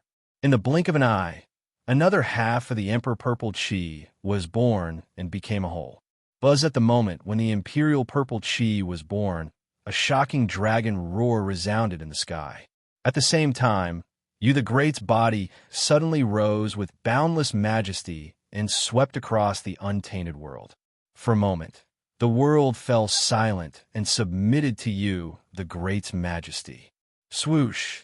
The Emperor Purple Chi wandered around Yu the Great's body and rushed towards his innate, indestructible, true spirit. It wanted to fuse with it to help Yu the Great complete the final transformation. However, just as Yu the Great's innate, indestructible, true spirit was about to come into contact with the Emperor Purple Chi, a supreme power suddenly descended and acted on Yu the Great's body. It forcefully froze the Emperor Purple Chi, causing it to stop on the spot. The heavenly Tao, it made its move. The moment Yu the Great was about to become an emperor, the heavenly Tao made its move. It used its supreme power to forcefully freeze the Emperor Purple Chi, preventing it from fusing with Yu the Great's innate, indestructible, true spirit. The Emperor Purple Chi was clearly only a line away from Yu the Great's innate, indestructible, true spirit. However, under the power of the heavenly Tao, this line of distance became an unreachable chasm. Rumble. A sound that sounded like the sky splitting suddenly resounded in the ears of all living beings. It dispelled Yu the Great's majesty and attracted the attention of all the powerful figures. Lightning. In the sky. It was filled with lightning and was extremely dazzling. This was the wrath of the heavens. Yu the Great's act of defying the heavens and becoming an emperor had finally angered the heavenly Tao, causing it to send down the wrath of the heavens to kill him. Rumble. Endless lightning slanted down and pounced towards Yu the Great, wanting to drown him so that he could completely annihilate this heaven-defying person. That lightning was not ordinary lightning, but innate divine lightning. Moreover, it was the most powerful purple heaven divine lightning. This divine lightning was formed from Tao ancestor Hong Jun's supreme divine ability. Any one of them had the power to severely injure a quasi-sage. Even Feng Zichen did not dare to take hundreds of millions of lightning bolts head-on, let alone you the Great. Looking at the purple heaven divine lightning in the sky that was like a sea of lightning, not to mention that he had not become an emperor yet. Even if he really became an emperor, he would not be able to escape the fate of death. Rumble. Just as the purple heaven divine lightning that was like a sea of lightning was about to fall, a golden light suddenly rose from you, the Great's body, and shone on the dazzling purple heaven divine lightning. Swoosh! As if it had met its natural enemy, the thunderclouds that were shone on by the golden light melted like snow and quickly disappeared. In the blink of an eye, more than 1/3 of it disappeared. It was also at this moment that the golden light on you, the Great's body, had exhausted all its power and gradually extinguished. This golden light was naturally the merit that you, the Great, had accumulated earlier. At this moment of danger, it suddenly erupted and resolved part of the calamity. Although it was only 1/3, it was still a good thing for you, the Great. It made his future, which had completely fallen into a dead silence, have a little more vitality. After the merit, another wisp of human Tao light burst out from the void and swept towards the purple heaven lightning tribulation, wiping out another 1/3 of it. As a result, only 1/3 of the tribulation cloud was left, and its power could be said to have been greatly reduced. You, the Great's chances of surviving this tribulation had undoubtedly increased by a lot. However, before Feng Zichen, who was watching this scene from afar, could feel happy, he saw another change in the sky. As if it had been angered by the human Tao's attack, the heavenly Tao began to tremble. In reality, the weakened purple heaven lightning tribulation began to expand again. However, the lightning tribulation had been weakened twice. Even if the heavenly Tao personally strengthened it, there was a limit. Therefore, after the lightning tribulation expanded to half of its original size, no matter how the heavenly Tao supported it, the lightning tribulation did not move at all. It was obvious that it had reached its limit. Under the pull of the two forces, the power of the lightning tribulation was fixed at half of its original power. However, although the power of the lightning tribulation had been reduced by half, it was still extremely dangerous for you, the Great, who was only a half-step primordial chaos. According to Feng Zichen's estimation, even if the power of the lightning tribulation had been reduced by half, it still belonged to the primordial chaos realm. In other words, the tribulation that you, the Great, was facing belonged to the primordial chaos realm. Although this lightning tribulation was considered the weakest primordial chaos tribulation, the weakest primordial chaos was still primordial chaos. It was far from what existences below primordial chaos could contend against. There was a huge gap between primordial chaos and half-step primordial chaos. Unless one had a treasure like a connate cardinal treasure, it was absolutely difficult to cross it. Yes, you, the Great, had the connate cardinal treasure, the human Tao imperial seal. However, what he was facing now was the heavenly tribulation. If it was an ordinary time, even if you, the Great, who held the human Tao imperial seal, could not defeat the true primordial chaos Daoyuo Jingxian, it was more than enough to protect himself. However, in front of the heavenly tribulation, you, the Great, could not use the power of a Dharma treasure other than using his own strength, merit, and luck. Otherwise, the heavenly Tao would send down a tribulation of the same level as the Dharma treasure. The human Tao imperial seal was a connate cardinal treasure. If you, the Great, used it to resist the tribulation, the heavenly Tao would send down a tribulation of the same level as the connate cardinal treasure. A connate cardinal treasure was an existence that was comparable to the primordial chaos Daoyuo Jingxian. Just thinking about the tribulation of that level was terrifying. In fact, it was even stronger than the tribulation that you, the Great, was currently facing. You, the Great, who was not confident in transcending the tribulation, had no hope of transcending the tribulation if the human Tao imperial seal was added to it. Therefore, you, the Great, could only choose to bear this death tribulation by himself. Outsiders could not help him at all. Even Feng Zichen was no exception. The only thing he could do was to help you, the Great, block all the tribulations other than the lightning tribulation, so that he could transcend the tribulation in peace. Although you, the Great's lightning tribulation was strong, it was not impossible for him to transcend it with his foundation. Then why did he say that this tribulation was his death tribulation?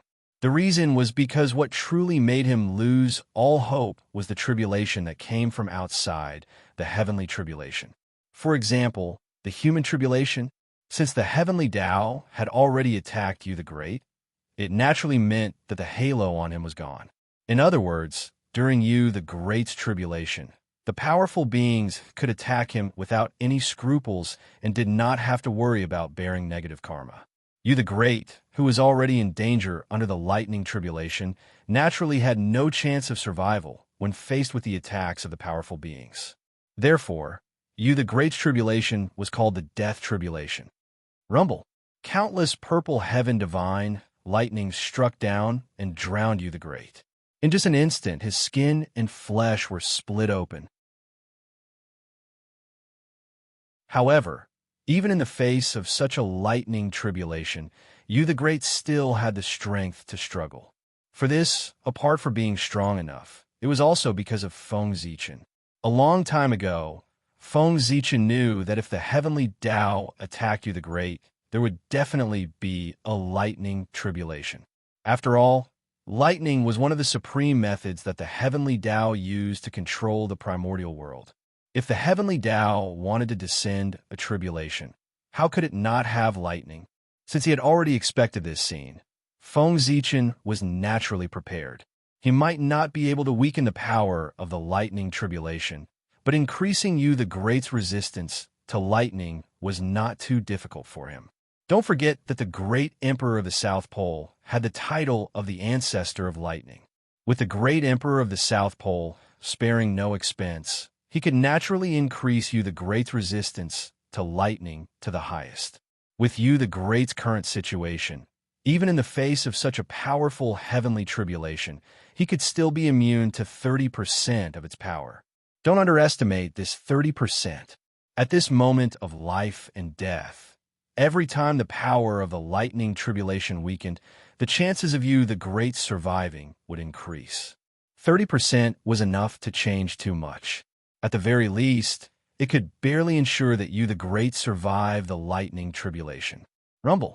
The purple heaven divine lightning struck down mercilessly, vowing to destroy all of you, the Great's vitality.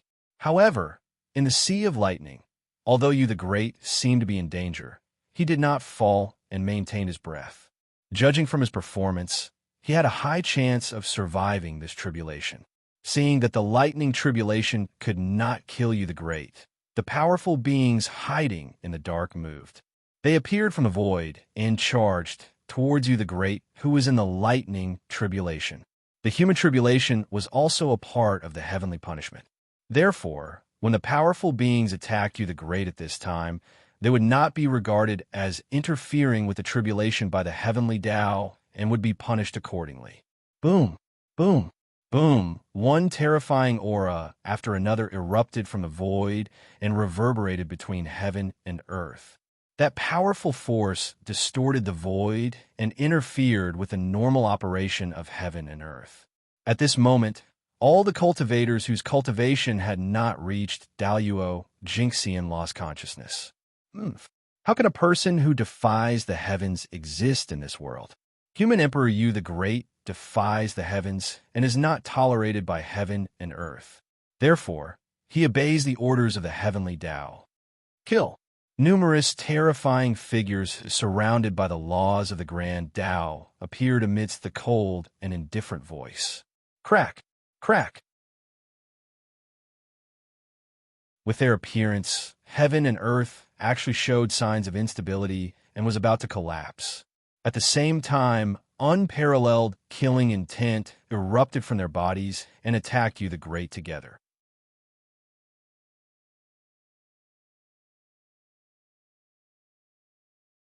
Chapter 680. That cold aura was suffocating. Almost at the moment the killing intent attacked, the Yu's body could not help but stiffen and pause for a moment. In an instant, The violent purple heaven divine thunder found an opportunity and struck down brazenly, almost tearing Diyu's body apart.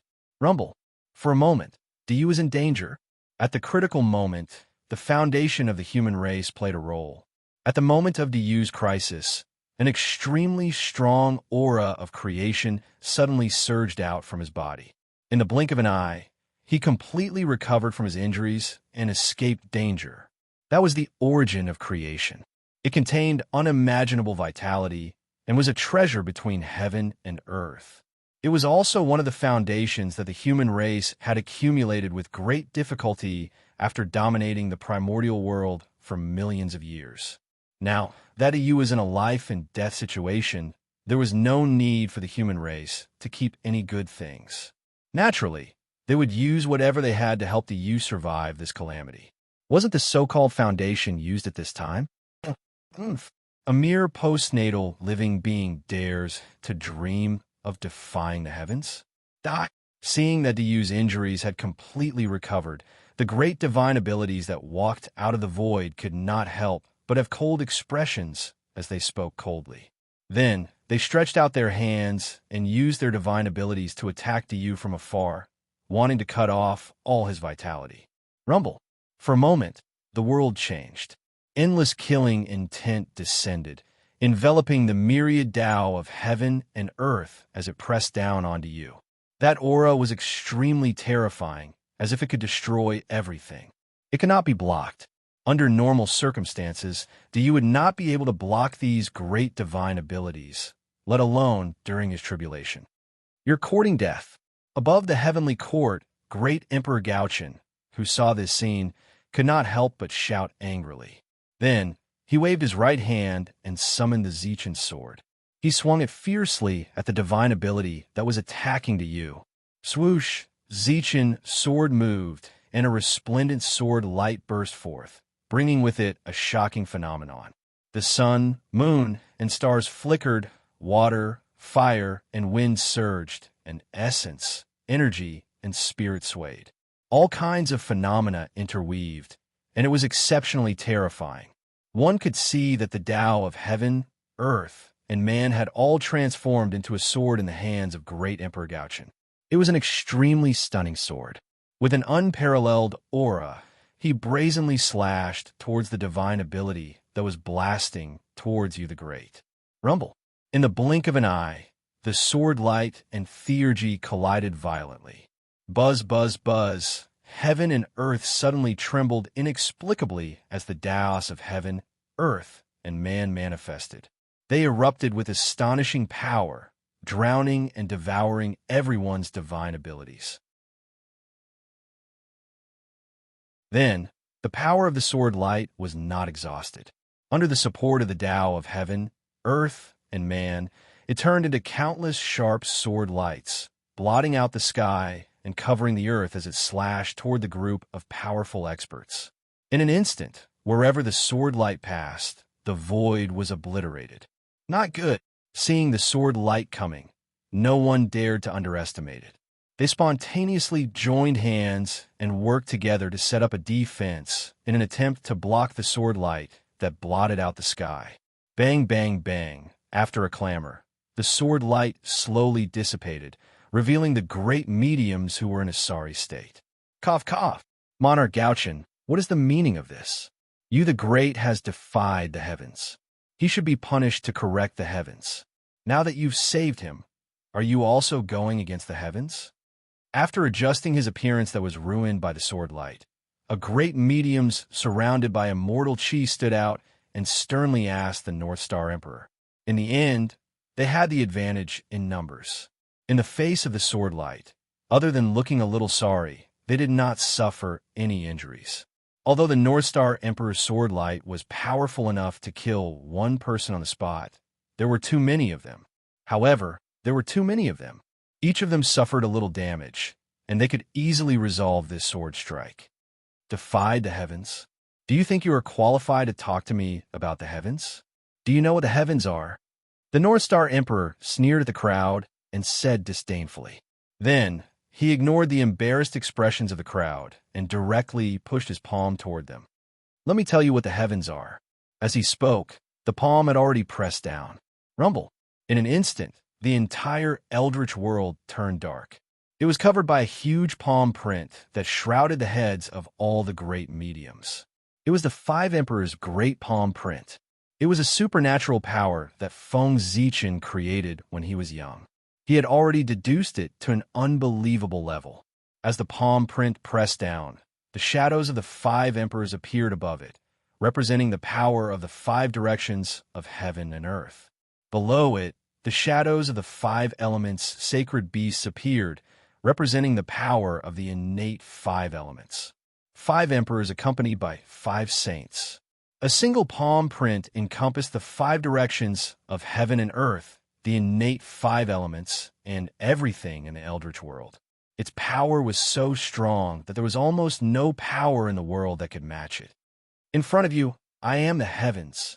You are like ants, and you want to talk to me about the heavens? How laughable. Accompanied by a contemptuous voice, the huge palm pressed down with a loud bang, trying to suppress everyone. At that moment, the North Star Emperor was really going to kill them. He did not intend to let go of any of the great mystical abilities who attacked you the Great. Even if he couldn't kill them today, in the years to come, he would think of ways to find these great masters one by one and kill them all. Haha, using the slogan of defying the heavens to get rid of you the Great. What a laughable excuse. If they were really thinking for the way of the heavens, then even the North Star Emperor, who was their enemy, would not be able to help but praise them. But it was a pity. The purpose of these people attacking you the Great was not simple. None of them were sincerely doing it for the way of the heavens. They were all doing it out of selfishness. They wanted to kill you the Great purely because they wanted to snatch the human clan seal of providence in his body. They wanted to devour it to obtain more power. That was also the reason why they were not afraid of the North Star Emperor's threat. Once they devoured the human clan seal of providence in you the Great's body, they could complete the final transformation and reach the realm of primordial chaos Daluo Jinxian, standing on the same level as the North Star Emperor. In that case, as they were both primordial chaos Daluo Jinxian, why would they be afraid of the North Star Emperor? As they were in the same realm, even if they were no match for him, they would be able to protect themselves. None of them were fools. Since these great mediums dared to take such a huge risk to attack you the Great, it meant that the benefits behind it were definitely much more than the risks they had to take. No one would take on a losing business. Ha! Friend North Star Emperor, they are not worthy to talk to you. What about the poor way? Is she worthy to talk to you? Just as Emperor Gaoqian's five Emperor palm imprint was about to land on Luo Yunyang, a faintly discernible voice was heard from the void. At the same time, a supreme power that was born from the void accompanied the voice. It twisted yin and yang, sliced open yin-yang and yin-yang, and disrupted the five directions and five elements, causing Emperor Gaoqian's five emperors' great palm print to crumble. Seeing this, the North Star Emperor immediately understood that the Grand Pure One must have taken action. Only he, who had the innate cardinal treasure Tai Chi diagram, had such a divine power that could easily disintegrate yin and yang and disintegrate the five elements. Why? Does the Grand Pure One also want to get involved in this mess? Seeing that his divine power was broken, the North Star Emperor simply dispersed the five elements Qi and spoke to the Grand Pure One, who was slowly walking out of the Eight Visions Palace in an extremely solemn tone. The situation that he was most worried about still happened. The sage really took action. That's right. As the spokesperson of the Heavenly Tao, how could the sage just sit by and watch when the Heavenly Tao took action personally? Naturally, he would take action as well. Sai, this is the will of the heavens. What can the poor way do? The Grand Pure One shook his head and sighed helplessly. That was the truth. He really did not want to take action in this matter regarding you the Great. After returning from the chaos outside the heavens, the Grand Pure One had already understood that the human race had already become a force to be reckoned with. Their rise was unstoppable. Even if they suffered a setback for a while, it would not have much of an impact. They would eventually become stronger and stronger. Therefore, the Grand Pure One, who had seen this clearly, decided to change his strategy. He would not blindly suppress the human race. Instead, he chose to think of a way to participate in the development of the human race and obtain an indispensable position in this process. In that case, the destiny of the human race would still not be able to escape from his grasp. To be honest, such a thing was not difficult for the Grand Pure One. One had to know that the sect established by the Grand Pure One was Ren School. The word Run could be understood as the human Tao. Naturally, it could also be understood as the human race. Wasn't the meaning of the Grand Pure One's words? The Ren School was born because of the human race. The Grand Pure One had once created the Tao of the Golden Core in the human race. His only disciple was also from the human race. When the demons were slaughtering humans, the Grand Pure One had protected a human race. With all sorts of connections added together, the Grand Pure One could easily turn the ship around and define the humans in Ren School as humans. If he really did that, Feng Zichen could not say anything. After all, the Grand Pure One's contributions to the human race were real and could not be faked. Even now, the human race was still enjoying the grace left behind by the Grand Pure One. His thoughts had changed. Of course, the Grand Pure One did not want to continue targeting the human race. In fact, he wanted to help the human race. However, the heavenly Tao had ordered. He had no choice but to attack. That was why the scene before him happened. He sighed again. The Grand Pure One sent the great mystical abilities away to prevent them from being targeted by the North Star Emperor. As for attacking Diyu, the Grand Pure One did not even think about it.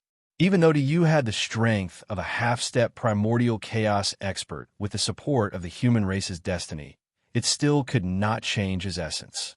A cultivator who had just advanced to Daluo Jinxian.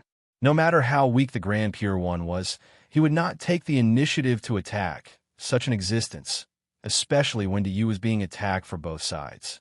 He could not afford to lose this face. Then, according to the Grand Pure One, we have to fight. Holding the Zichen sword in his hand tightly, the North Star Emperor said solemnly. The strength of the number one saint was not to be trifled with. His strength was definitely far beyond his. The great Emperor of Ziwei had personally verified this point.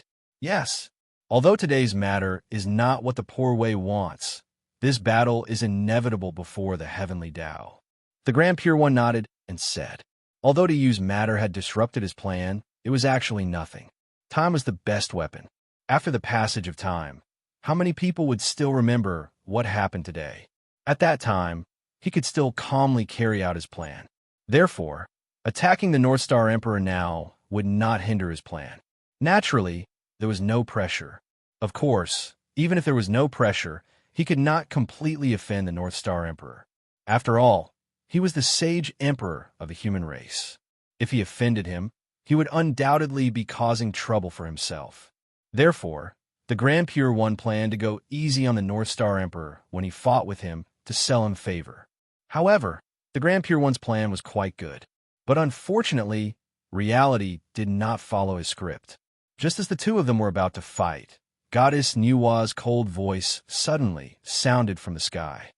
Eldest senior brother, do you still remember the karma you owed the poor way back then? As soon as she finished speaking, boundless phenomena suddenly rose between heaven and earth. Goddess Nuwa had arrived. On this day, auspicious purple clouds floated, and a dense fragrance surrounded the phoenix wheel. Lawn phoenixes spread their wings elegantly, and fluttering maidens traveled freely. The stone towers surrounded the imperial canopy, and the pearls flew in the air. Because of good luck, the celestial sage came to Zhongzhou. Accompanied by endless phenomena, Goddess Nuwa slowly arrived in front of the two of them. Greetings, Goddess Nuwa. Seeing that Goddess Nuwa had arrived personally, the North Star Emperor hurriedly bowed. Nuwa nodded in return.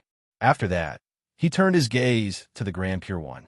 Eldest senior brother, back then, you preached in the human race without the poor Wei's permission. Did you owe the poor Wei karma? As Goddess Nuwa spoke, a memory of the past appeared in everyone's minds. Yes, that's true.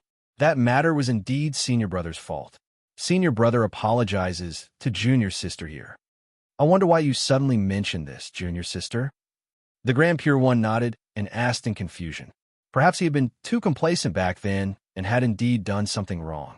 As a result, he owed Nuwa a huge karma. It's good that you remember, eldest senior brother. Today, the poor Wei wants to use this karma in exchange for eldest senior brother to watch from the sidelines.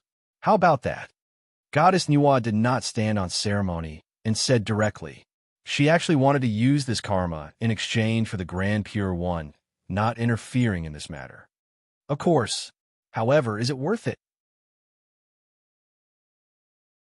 After hesitating for a moment, the Grand Pure One asked in confusion.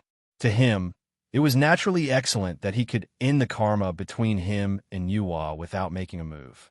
Even if he was blamed by the heavenly Tao, it would be worth it. However, he could not understand why Nuwa would do that for the human race. Even if this karma was used to make him do other things or keep it in his hand, it would be better than using it here. Puzzled. At that moment, the Grand Pure One was very puzzled by Nuwa's actions. However, it was obvious. Goddess Nuwa did not want to explain anything to him. After making the deal with the Grand Pure One, Goddess Nuwa left. Even as a saint, she had too many things that she could not do in front of the heavenly Tao. At that moment, it was already her limit to persuade the Grand Pure One. As for staying behind to help the human race, that was obviously impossible. In front of the heavenly Tao, Goddess Nuwa was already taking a huge risk by not attacking the human race. If she helped the human race again, she would really not take the heavenly Tao seriously. Therefore, Goddess Nuwa could not attack. Not long after Goddess Nuwa left, the Grand Pure One returned to the Eight Visions Palace. However, that did not mean that this matter was over. On the contrary, it meant that the crisis had just begun. Rumble. Just as the Grand Pure One left, the Heavenly Lord of Primordial Beginning and the Grand Master of Heaven arrived. Behind them were the two sect masters of the Western sect. They were also the people that the North Star Emperor feared the most, Saint Jie-in and Saint Juan-Ti. Among the saints, the ones who could not bear to see the human race doing well the most were the two saints Jie-in and Juan-Ti. That was because, unlike other saints, these two saints really had an irreconcilable blood feud with the human race. The stronger the human race was, the more they felt that it was an eyesore, like a fishbone in their throats. Therefore, they would not let go of any opportunity to suppress the human race. And right now, it was a very good opportunity. In that case, how could they let it go? They would definitely attack with all their might to suppress the human race. Therefore, in Feng Zichen's opinion, Jie-in and Juan-Ti were the most dangerous part of this tribulation. Perhaps, you the Great's death tribulation should be on them. The three pure ones might not attack you the Great, but Jie-in and Juan-Ti might. Especially Saint Juan-Ti. He had long stopped caring about his reputation. Bullying the weak was his strength. It would not be too much to pay attention to such a person. Fellow Taoist North Star, stop. You are the primordial celestial emperor. You should follow the heavens and not protect those who defy the heavens. As soon as he appeared, the heavenly Lord of Primordial Beginning said to the North Star Emperor, "There's no need to say anything more. Fellow Taoists, let's see what happens." Suddenly, the great emperor of Ziwei's figure appeared on the scene. At the same time, he charged towards the heavenly Lord of Primordial Beginning and the Grand Master of Heaven. Judging from his posture, he actually wanted to fight against the two of them alone. It could be said that he was extremely fierce, extremely arrogant. The great emperor of Ziwei's arrogant attitude naturally angered the heavenly Lord of Primordial Beginning and the Grand Master of Heaven. Without any nonsense, the two of them raised their treasures and fought with the great emperor of Ziwei. Fortunately, although the two of them were angry, they did not lose their minds. They still remembered that this was the primordial world, not the chaos outside the heavens. Therefore, the heavenly Lord of Primordial Beginning and the Grand Master of Heaven did not use the Pangu's banner and the four immortal swords. Instead, they chose to use their own treasures. The Qingping sword and the three precious jade rui. These two primordial spirit treasures were the most compatible with them. They could perfectly bear their power. In fact, in their hands, the power of these two treasures was comparable to primordial spirit treasures. Unfortunately, Feng Zichen's physical body was not weaker than primordial spirit treasures. Although the power of these two treasures was strong, they were still far from being comparable to the Panga's banner and the four immortal swords. Therefore, they could not break through Feng Zichen's defense. This meant that no matter how the Heavenly Lord of Primordial Beginning and the Grand Master of Heaven attacked Feng Zichen, it was difficult for them to really hurt him.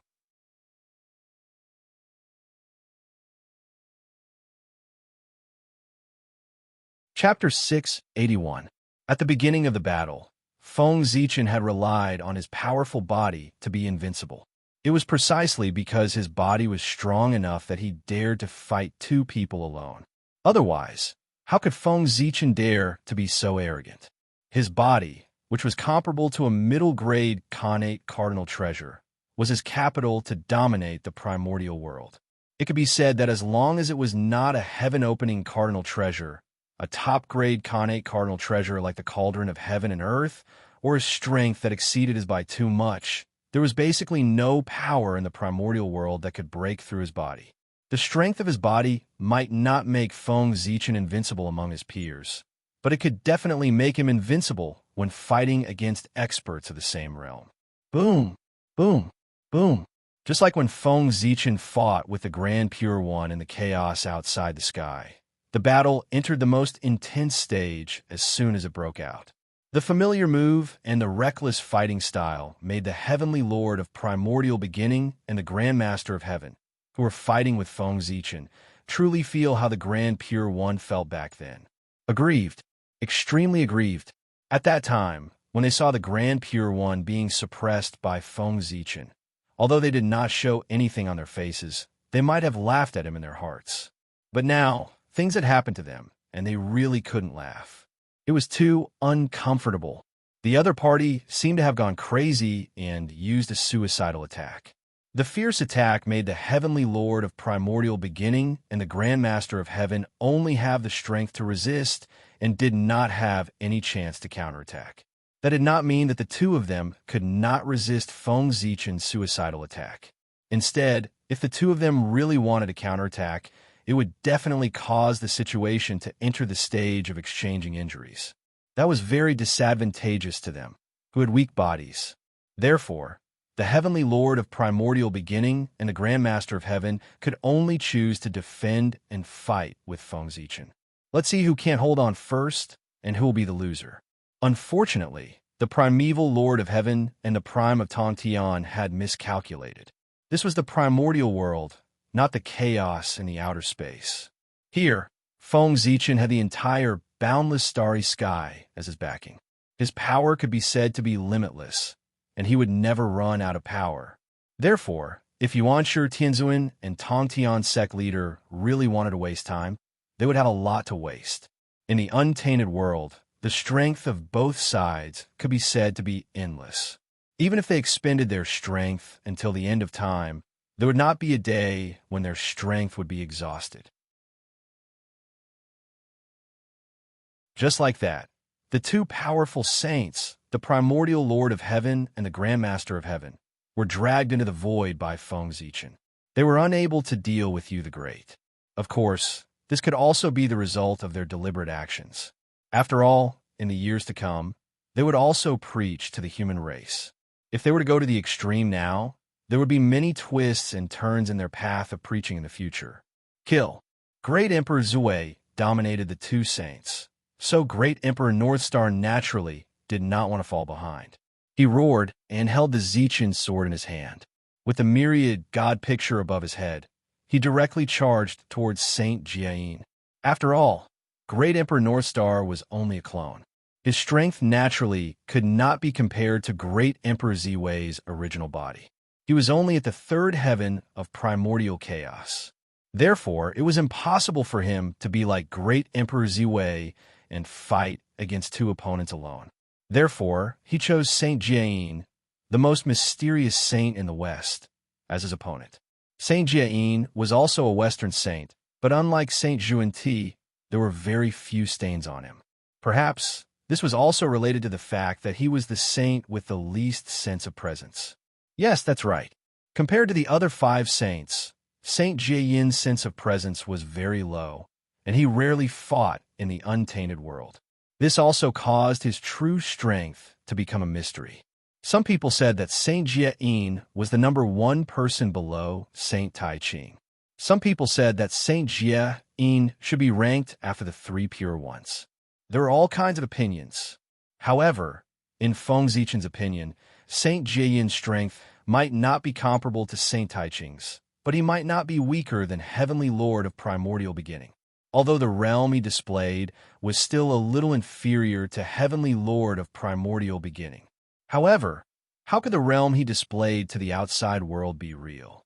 Just based on the fact that Saint Jiayin could make Saint Juan-Ti listen to him and silently work for him, one could tell how terrifying this person was. Saint Jiayin, he was definitely not as simple as he appeared to be. Perhaps everyone had underestimated him.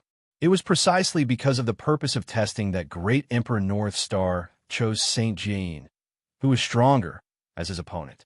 He wanted to use this battle to personally verify Saint Jiayin's true strength so that he could make plans for the future.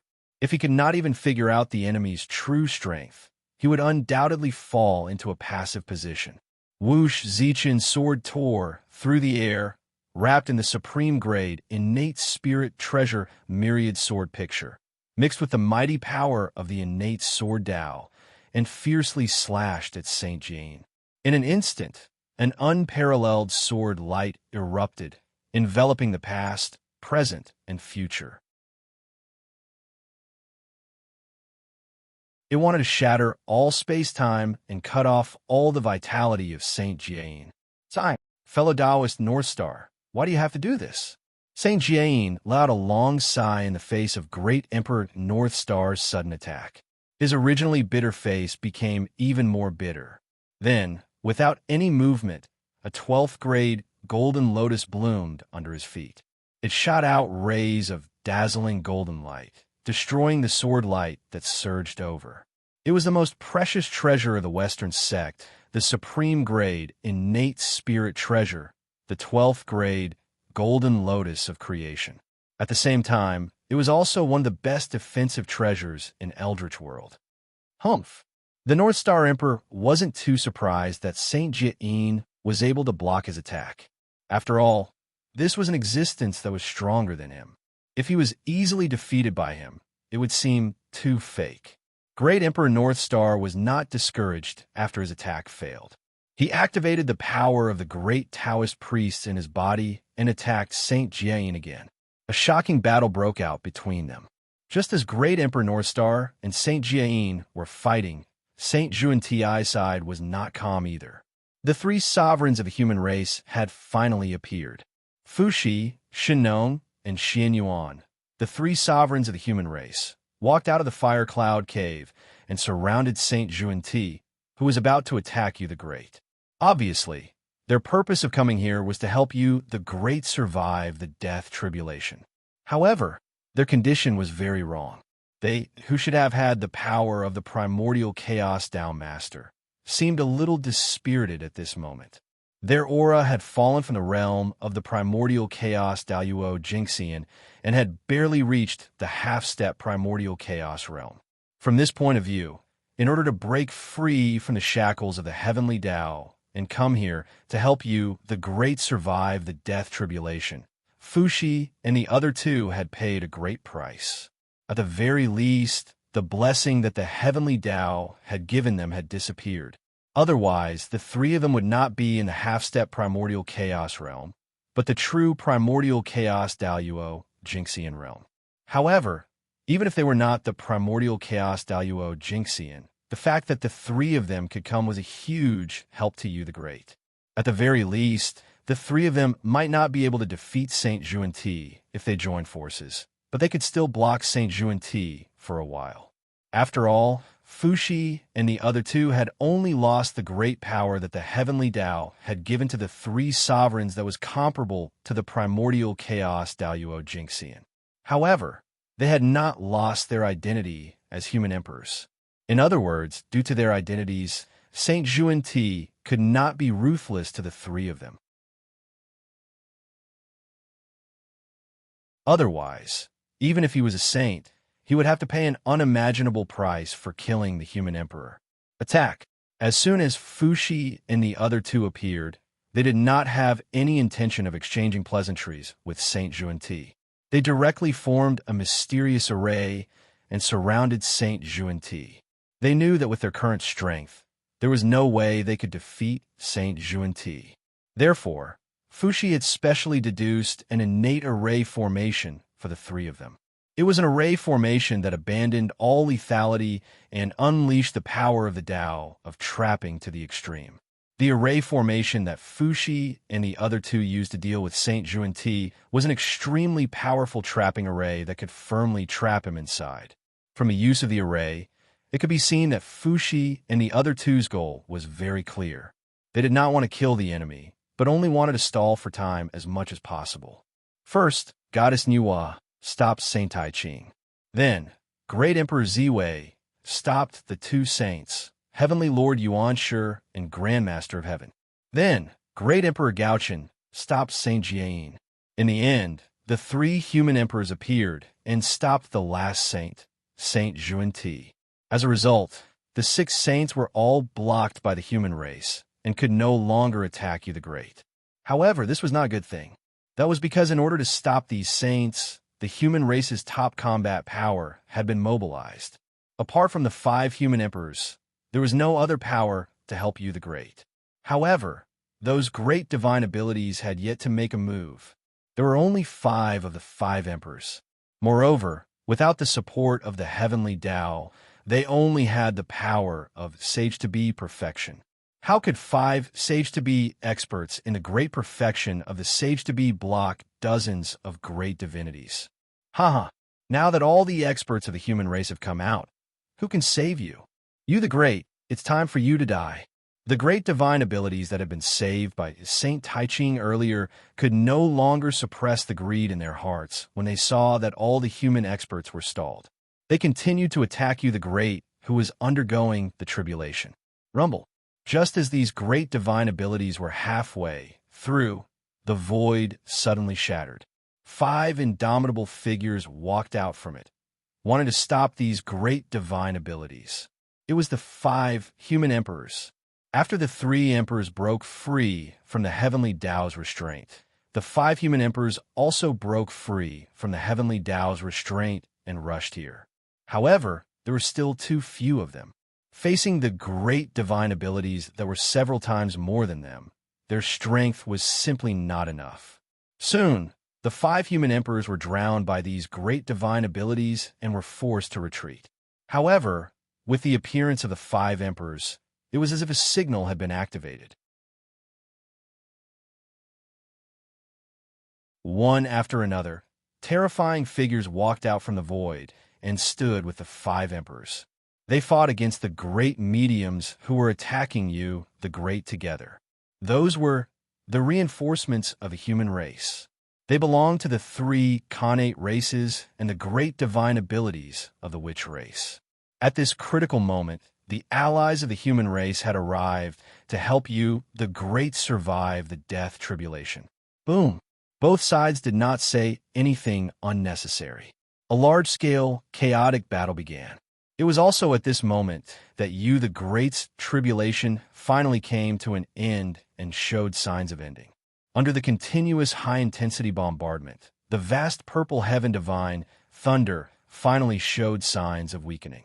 Its power was gradually weakening, so much so that you, the Great, could barely resist it. Everything was developing in a good direction. Phew, it's finally over. On the other side, Fushi and the others, who were besieging Saint Xuanti, could not help but heave a long sigh of relief when they saw this scene from afar. They gradually relaxed. However, before they could completely relax, Saint Xuanti, who was opposite them, suddenly revealed a strange smile. That's right, it's finally over. As soon as Saint Xuanti finished speaking, Fushi and the other 2 knew that something was wrong. They were about to remind you, the Great, but just as they were about to open their mouths, they realized that they were already a step too late. On the other side, Saint Juan Ti's backup plan had already been activated. A figure suddenly appeared behind you the Great and seriously injured him. That was Saint Juan Ti's evil corpse. Just as everyone was fighting, he quietly sneaked behind you the Great and attacked him the moment he let down his guard, seriously injuring him. Juan Ti, how dare you be so despicable? How dare you be a saint? In the distance, Emperor Gauchen, who was fighting with Saint Jiayin, could not help but curse when he saw Saint Juan Ti's actions. This method was indeed a little despicable. If Saint Juan Ti had attacked you the Great openly, Emperor Gauchen would not have been so angry. However, he had actually launched a sneak attack.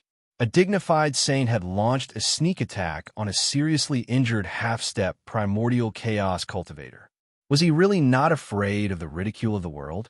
Of course, in terms of real thoughts, Gauchen actually understood Saint Juan Ti's actions very well.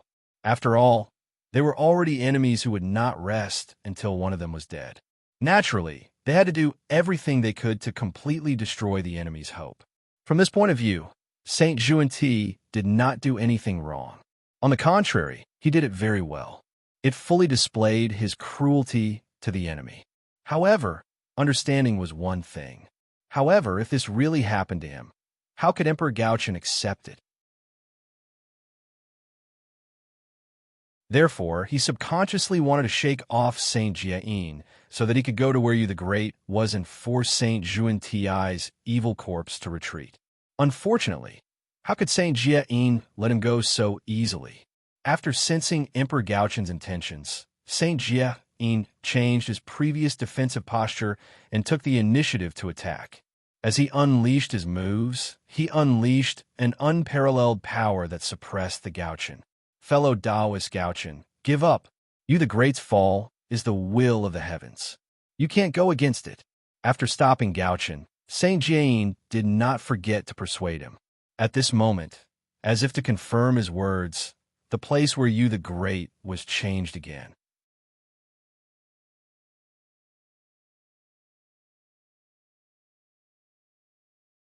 Chapter 682. Rumble. As if sensing that the Yu's situation was not good, the vast purple heavenly tribulation suddenly stopped and stopped releasing the purple heavenly lightning. However, the strange action of the heavenly tribulation did not give you the Great any sense of security. On the contrary, he felt an unprecedented danger from the oppressive heavenly tribulation. The fact that the heavenly tribulation stopped releasing the purple heavenly thunder did not mean that you the Great Tribulation had passed. Instead, the heavenly tribulation was withdrawing its power so that it could unleash its strongest attack to kill the severely injured you the Great. This was called taking advantage of your illness to kill you. After the heavenly tribulation cloud in the sky stopped releasing the purple heavenly thunder, it shrunk at a speed that was visible to the naked eye. Very soon, it shrunk from its original size to a radius of 10,000 feet. Rumble. Although the heavenly tribulation cloud had shrunk, its power was undoubtedly stronger. As the thunder roared, an oppressive aura suddenly filled the air. Under this aura, you the Great's heart was covered with the shadow of death. He felt that his future was dark and there was no chance of survival. This was the sign of death with his current condition. It was impossible for him to survive the heavenly tribulation. Not to mention, Saint Juan Ti's evil corpse was lurking beside him. Once the heavenly tribulation descended, Saint Juan Ti's evil corpse would definitely take action to give him a fatal blow. In the blink of an eye, the situation was reversed. The great situation that the human race had created with great difficulty was gone. You the Great was in danger. Fellow Taoist Gauchen, give up.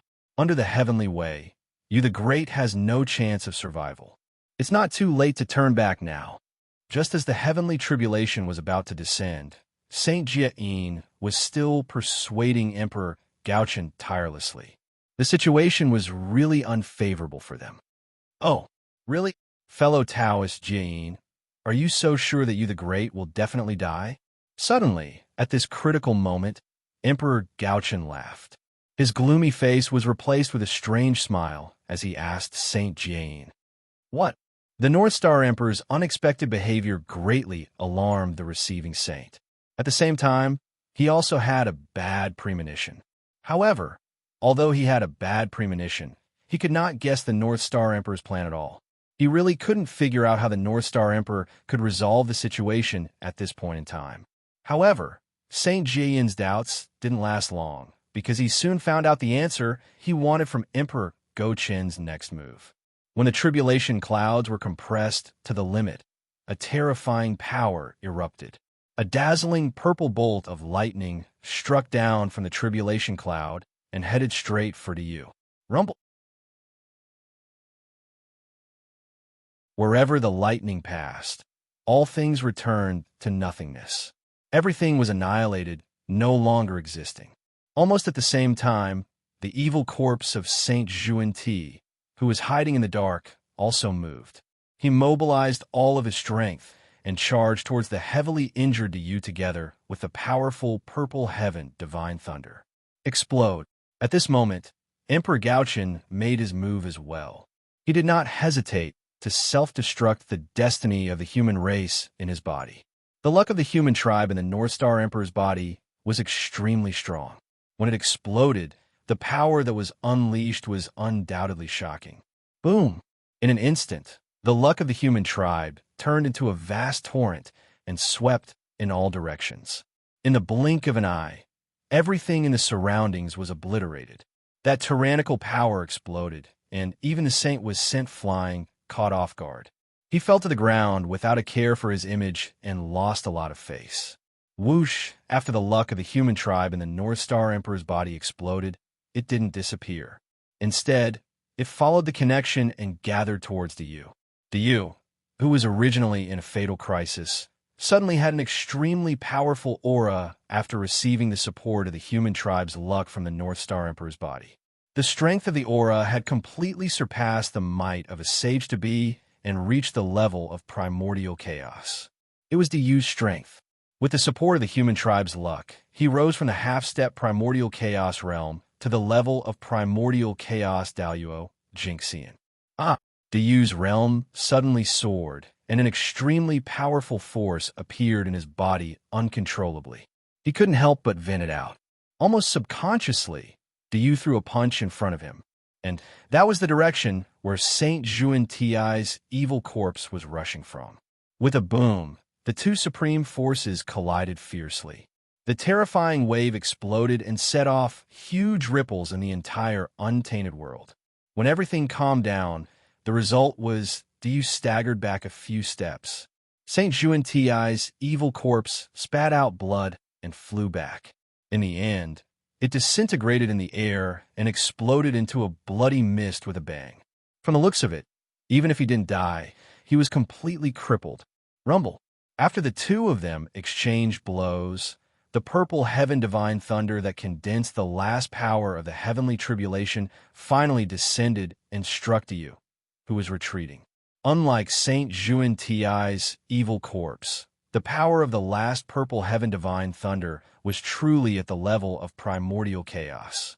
Judging from its power, even Emperor Gaochen didn't dare to take the last purple heaven divine thunder head on. That power was enough to threaten him. Therefore, even though Yu had reached the level of primordial chaos Daluo Jingxian with the support of the human clan's luck, Emperor Gaochen was still not confident that Yu could successfully survive this tribulation. However, he had already done what he needed to do. The rest could only depend on Yu himself. In order to help Yu, Emperor Gaochen even self-destructed his own human clan's luck. The price was not small. Although luck wasn't a living thing and wouldn't disappear completely because of self-destruction. However, this didn't mean that luck could self-destruct without restraint. After exploding one's luck, although it could be condensed again not long after, it was inevitable that some luck would be damaged during this process and would be completely lost. It could be said that Emperor Gaochen was completely using his own luck to exchange for the Yu's life. In the untainted world, the importance of luck was self-evident. If that was the case, if the Yu didn't survive the death tribulation, Emperor Gaochen's loss would be great. Huff, huff, after an unknown period of time, the dazzling lightning gradually extinguished. The tribulation clouds in the sky also disappeared. Everything indicated that the heavenly tribulation had passed. But what about Diyu? Was he dead or alive? Just as the heavenly tribulation disappeared, Emperor Gaochen hurriedly looked in the direction of Diyu to confirm the final result. Primordial chaos Daoyuo Jinxian's eyesight was indeed powerful. Through the smoke and dust that shrouded the battlefield, Emperor Gaochen finally saw Diyu's figure in the ruins. He fell in the ruins with wounds all over his body. Dark red blood flowed out of his body continuously. He lay there motionlessly, and no one knew if he was dead or alive. Diyu? Emperor Gaochen was worried about Diyu's situation. He leaped and came to his side. As he carefully checked his situation, he was vigilant against everyone and protected Diyu firmly. This is... Emperor Gaochen's divine thought had just entered Diyu's body when he realized that something was wrong. Lightning, countless thunderbolts. In Diyu's body, Emperor Gaochen saw densely packed purple heaven divine lightning. What he saw was a sea of lightning. The sea of lightning formed by purple heaven divine lightning was entrenched in Diyu's body just like that. That terrifying aura made one's heart palpitate. Before Emperor Gaochen could sigh, the purple heaven divine lightning that was entrenched into Yu's body seemed to have sensed the aura of an external enemy and suddenly exploded. A gush of yang energy swept across and annihilated the North Star Emperor's strand of divine consciousness. How can this be? Great Emperor Gaochen was confused by Yu the Great's situation. The Yu had successfully passed the tribulation, but he was unconscious now. His body was filled with purple heaven divine lightning, and there were no signs of him recovering. But if he failed to pass the tribulation, he didn't die. Although there were various problems in his body, he was indeed still alive. This is troublesome. With a thought, the North Star Emperor understood the reason behind it. It was probably because Diyu had suddenly stepped into the realm of primordial chaos Daoyuo Jinxian. So the heavenly Tao wasn't confident in killing him. Therefore, the heavenly Tao changed its strategy. It was no longer obsessed with killing Diyu, but focused on stopping him from becoming an emperor. Because of this, the last purple heaven divine lightning that was supposed to kill Diyu suddenly changed its nature and turned into a pure lightning power that poured into Diyu's body. When the thunderbolt power entered his body, it constantly destroyed Diyu's vitality. At the same time, it was also tempering his origin, causing Diyu to enter an unconscious state that was neither alive nor dead. His physical body alternated between destruction and rebirth. Under the effect of the purple heaven divine lightning, his true spirit completely fell into a deep sleep. Without the cooperation of his true spirit, the imperial purple chi couldn't completely fuse with Diyu. In this way, Diyu couldn't become the 9th great emperor of the human race, and the heavenly Tao's goal was achieved. Speaking of which, the heavenly Tao had no intention of killing Diyu. Its goal was obvious from the beginning, which was to stop Diyu from becoming an emperor. What the heavenly Tao targeted was never Diyu, but his actions of becoming an emperor. Therefore, it didn't matter whether Diyu died or not. What was important was that he couldn't become an emperor. And now, the heavenly Tao had done it. And it was done perfectly. The power of lightning entered his body.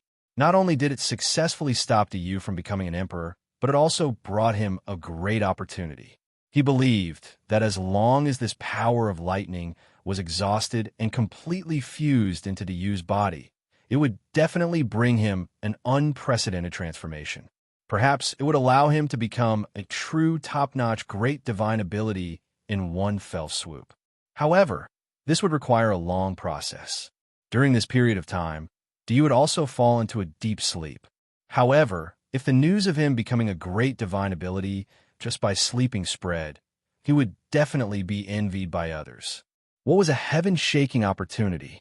This was it. As for the imperial purple chi in Diyu's body, it was even easier to deal with. Don't underestimate the heavenly Tao's methods. During Diyu's deep sleep, he had plenty of ways to make this imperial purple chi unable to fuse with Diyu forever. It had to be said, The Heavenly Tao's methods were brilliant. It turned a great emperor of a human race into a top-notch great divine ability. He didn't know if the human race had suffered a loss, but the Heavenly Tao had definitely profited. Not only did Yu not die, he even obtained a further opportunity. In this way, not only did the Heavenly Tao protect its dignity, but it also gained a wave of reputation. Judging from the outcome of this matter, in the future, this matter would definitely evolve into Yu had set up the 9-province barrier and had the merit of protecting the people. Therefore, the Heavenly Tao personally descended and bestowed him with a shocking opportunity to help him become a top-notch great divine ability. Well, it was originally a scandal of killing a person of great merit, but the Heavenly Tao had turned it into a grand occasion of rewarding a person of great merit. This method could be said to be brilliant. However, the Heavenly Tao had earned, but the human race did not lose out. A great emperor was definitely a top-notch great divine ability, but a top-notch great divine ability might not be a great emperor. Based on the current situation of the human race, it was obviously easier to nurture a great emperor than a top-notch great divine ability. This could be seen from Fengzichen. Throughout the history of the human race, from the birth of the human race until now, there had only been one true top-notch great divine ability, Fengzichen. However, there were a total of 8 great emperors and rulers. From this, it could be seen that the difficulty of nurturing a top-notch great divine ability was greater than that of a great emperor. After all, a top-notch great divine ability was cultivated step by step. As for a great emperor, it was piled up by the luck of the human race, so the difficulty was naturally different. Moreover, although a great emperor was powerful, he had all kinds of restrictions and was far less free than a great divine ability. This could be seen from the 3 sovereigns and 5 emperors. When something happened to Yu, they wanted to save him, but they had to get rid of the restrictions of the Heavenly Tao first. Their lack of freedom could be seen from this. Therefore, from a certain point of view, Yu becoming a top-notch great divine ability was more useful to the human race than becoming a great emperor. After all, if a great emperor was not born today, they could nurture another one in the future. In fact, in Fengzichen's heart, he already had a candidate for the next great emperor of the human race. However, it was not so easy to nurture a top-notch great divine ability. He still did not have any clues. After stopping Yu from becoming an emperor, he even gave him an opportunity. The Heavenly Tao could be said to have gained face so naturally he could retreat after accomplishing his mission. Therefore, he directly put away the lightning tribulation and disappeared. However, the series of troubles that were born because of him did not disappear. Instead, they were becoming more and more intense. For example, fellow Taoists, Yu's tribulation has passed, and the Heavenly Tao has already stopped. Are you still going to be stubborn? Gao Qin said coldly as he shielded Yu behind him and looked at the 9 figures that had crept over at some point. P.S. It's the end of the month. I'll also ask for some subscriptions. I feel that there are so many robots. My favorites are increasing, but my subscriptions are decreasing. Could it be that they have all gone to watch pirated versions? Brothers, please give me some support.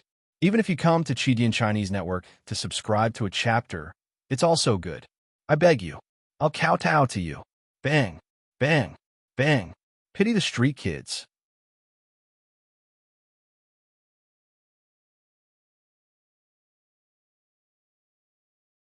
Chapter 683. They were 9 extremely powerful existences. Judging from their auras, they were all extremely terrifying. Each of them could be said to be standing at the top of the Sage-to-Be realm. They were probably only a thin line away from the supreme realm of primordial chaos Daluo Jinxian. It was as if they could step over it at any time. However, the thin line that seemed to be extremely easy to break through was like a natural moat in front of them, causing them to be unable to take the most crucial and final step. Therefore, after failing to make a breakthrough through their own efforts, they had no choice but to cast their eyes on external forces. and the mark of the human race's destiny on you, the great body, became their best choice. With their foundation, once they refined the destiny of the human race in you, the great body, they would definitely be able to enter the realm of primordial chaos Daluo Jinxian. Therefore, just as you, the great, fell into a deep sleep, these top great masters of the primordial world who had been unable to break through for a long time finally could not suppress the greed in their hearts. They chose to take a risk and attack you, the great. The 9 great masters were the same. The great masters who were fighting with the 5 emperors of the human race and the allies of the human race were the same. The difference was that the 9 great masters who had just appeared were far stronger than the group of great masters who had appeared at the beginning. They were the top figures among the great masters, the strongest group of existences below the saints. It was precisely because they were strong enough that they had the confidence to attack you, the great, under the protection of the North Star Emperor. As for the karma, after killing you, the great, they really did not care. If they succeeded, they would definitely successfully enter the realm of primordial chaos Daluo Jinxian. In this way, no matter how great the karma was, it would not be able to do anything to them. If they failed, then they would fail to murder the human emperor. In this way, even if they were guilty, it would not be a big crime. After all, as long as they were still alive, there was still room for maneuver. At most, they would have to pay a higher price. Without any misgivings in their hearts, these powerful practitioners naturally became somewhat unscrupulous when they made their moves. This matter concerns the attainment of the Tao.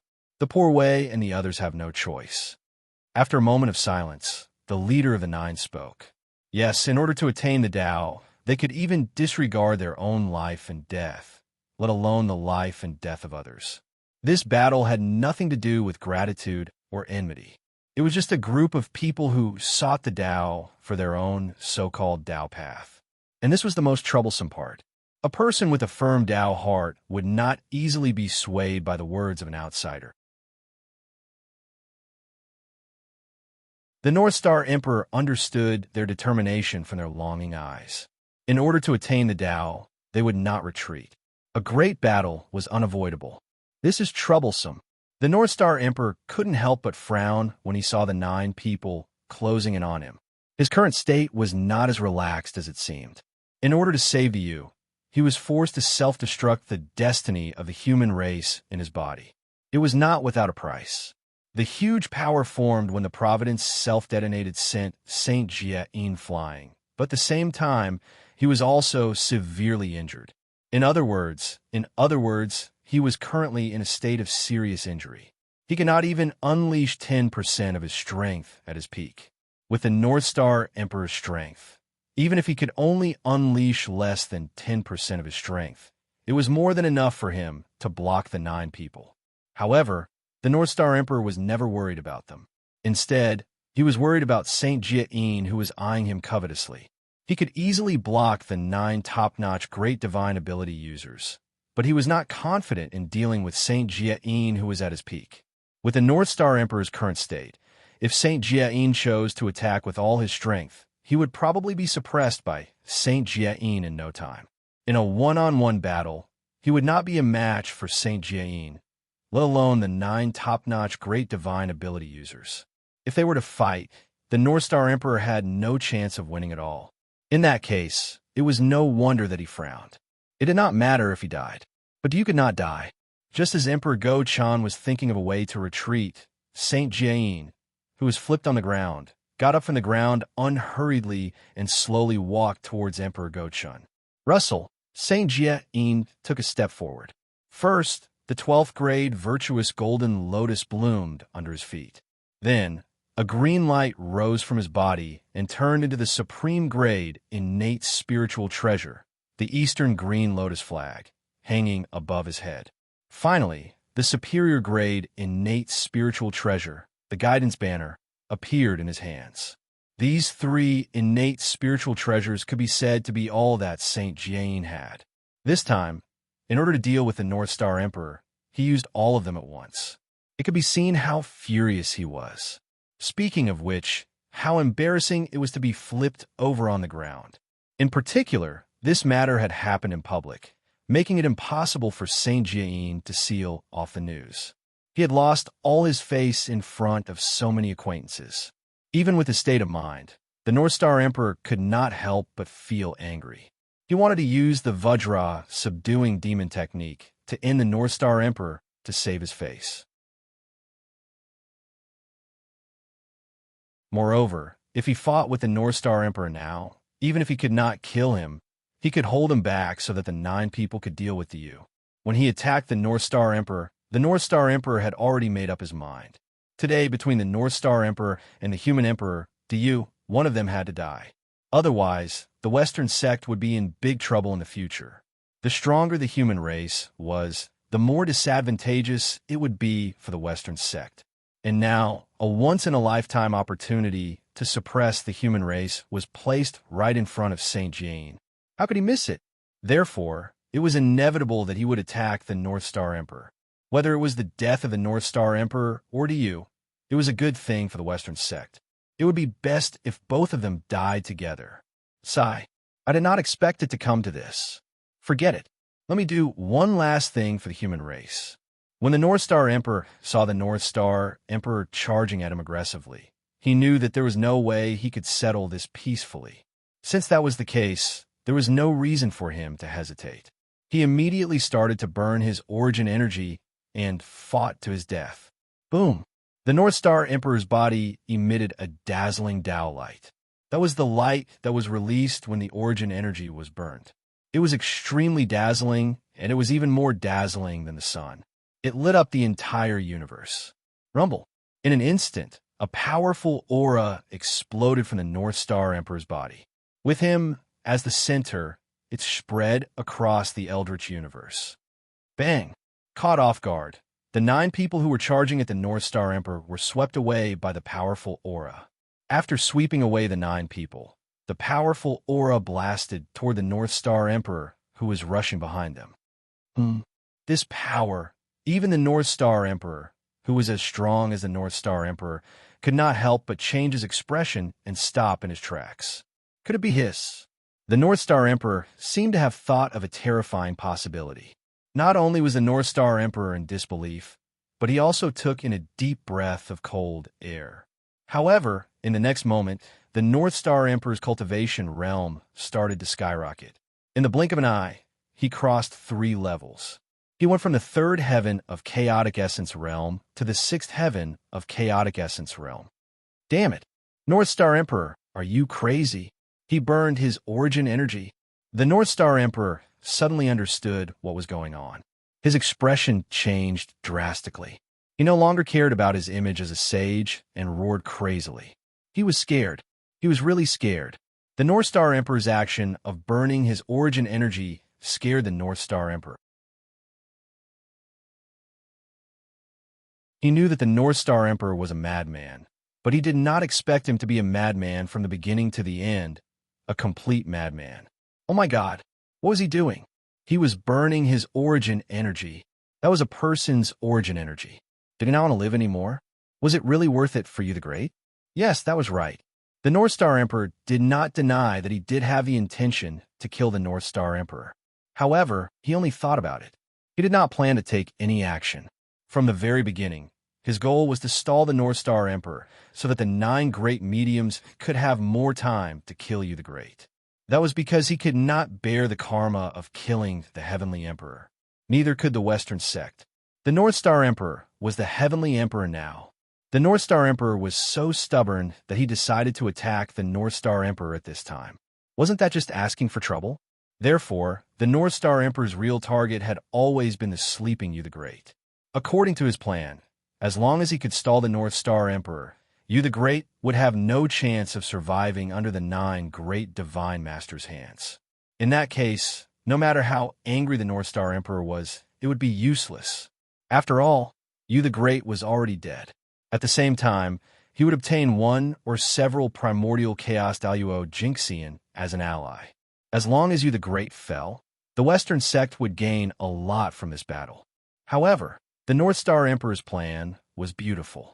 He had underestimated the North Star Emperor's determination. He would never have thought that the North Star Emperor would choose to sacrifice himself to save him for a mere you the Great. This action had undoubtedly disrupted the North Star Emperor's plan and put him in an awkward situation. What should he do next? Of course, he couldn't fight. Otherwise, once the North Star Emperor's origin was exhausted in the process of fighting with him, he would reach the end of his life. The crime of murdering the Celestial Emperor would firmly fall on his head. He could not bear the blame. Thinking of this, the North Star Emperor's heart skipped a beat. He seemed to have understood the North Star Emperor's plan. Then, without looking back, he flew into the distance at an extremely fast speed, leaving the battlefield here. Looking at the North Star Emperor's attitude, it was obvious that he wanted to put the crime of killing the Heavenly Emperor on him so that he could bear the karma of his attack today. Such scheming was truly incomparably vicious. How could a person's heart be so dirty? After understanding the North Star Emperor's plan, the North Star Emperor would not stupidly stay where he was and give him a chance to plot against him. Naturally, it was better to leave as soon as possible. Leave? Do you think you can leave? It's too late for you to leave now.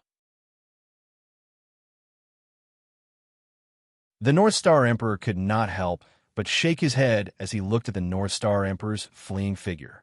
At this stage, he could no longer escape. He did not hesitate to give up his cultivation and paid such a huge price. How could he allow him to escape so easily? That's right, he was going to die again. It was really frustrating. Forget it. After this incident, the North Star Emperor's identity should have died 3 times. Time passed really quickly. In just a few million years, the North Star Emperor had died 3 times. In this case, everyone should be used to it. Anyway, no matter if everyone was used to it or not, he was almost used to it. Habit was really a terrifying power. Although the North Star Emperor was confident that he could stop the North Star Emperor, he did not choose to make a move at this time. Instead, he looked at the 9 top-notch great mediums that were sent flying. The saints were the end of the banquet. Naturally, they had to be left to the end. The 9 top-notch great mediums were just appetizers. Now was the time to get rid of them, so that he could prepare for the next big meal. Sai, before you the Great set up the boundary of the 9 province. He wanted to gather 9 great mediums as the array core. However, he did not manage to find 9 great mediums. Therefore, he had no choice but to settle for the next best thing. He used 9 inborn ferocious beasts to replace the 9 great mediums. Although the boundary of the 9 province was set up with 9 inborn ferocious beasts as the array core, its power was not bad. I have to say that compared to the boundary set up by 9 great mediums as the array core, there was a gap in power in other aspects. Therefore, this matter became you the Great's regret. The North Star Emperor suppressed the 9 great mediums with a wave of his hand. However, he was not in a hurry to kill them. Instead, he started to tell them a story slowly. What? Hearing that, the great mediums that were suppressed by the North Star Emperor had a change of expression. They started to struggle with all their might.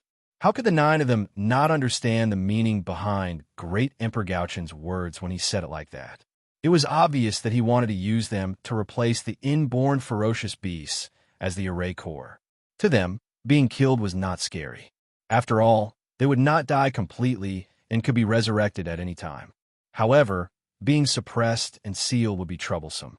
Once they were sealed, they did not know how long they would have to wait before they could regain their freedom. Therefore, some people with great abilities would rather be killed than be sealed. Now that there's a chance to make up for you the Great's regret in front of me, should I do it or not? The North Star Emperor ignored the struggling mediums and asked the 9 great mediums with a smile. It was as though he was sincerely asking for their opinions. P.S. Please subscribe.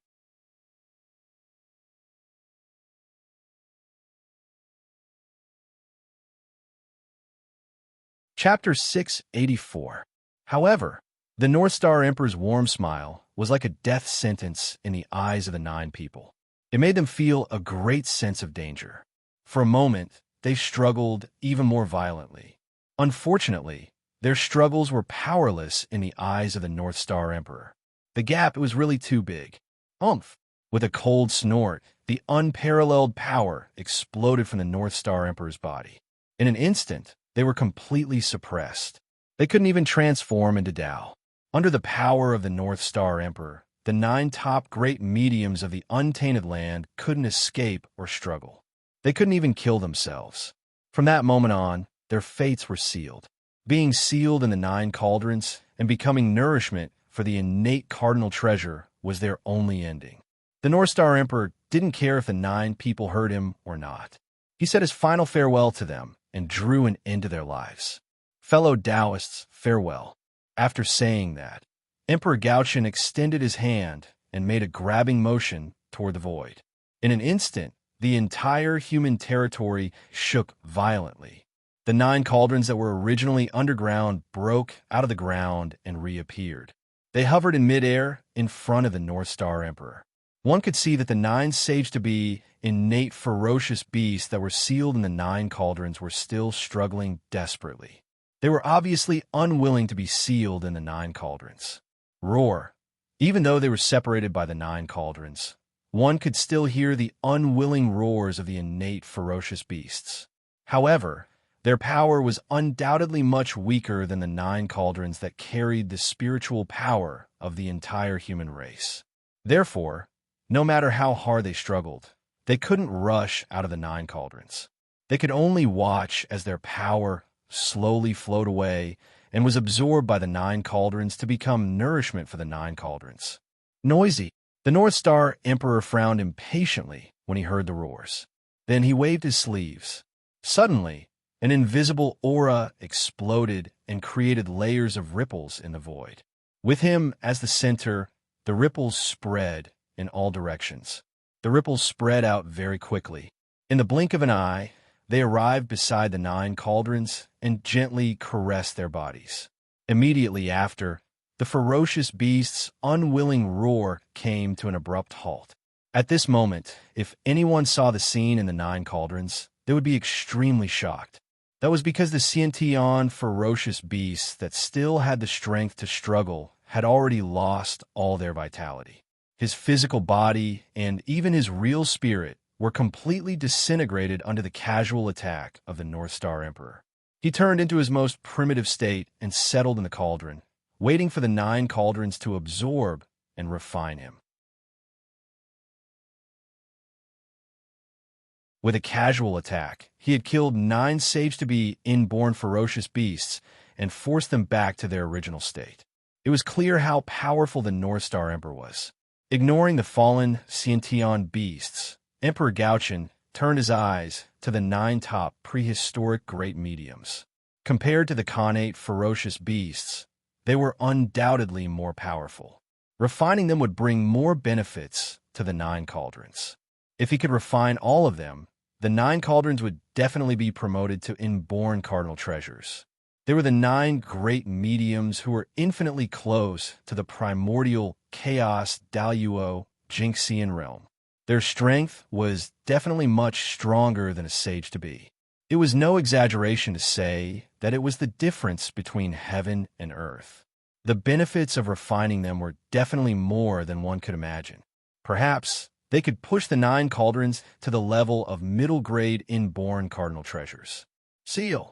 With a thought, the North Star Emperor raised the 9 cauldrons and sealed the 9 great mediums into the cauldrons. Moreover, in order to prevent the 9 top great mediums from causing trouble and escaping from the 9 cauldrons, the human tribe's plan would be in vain.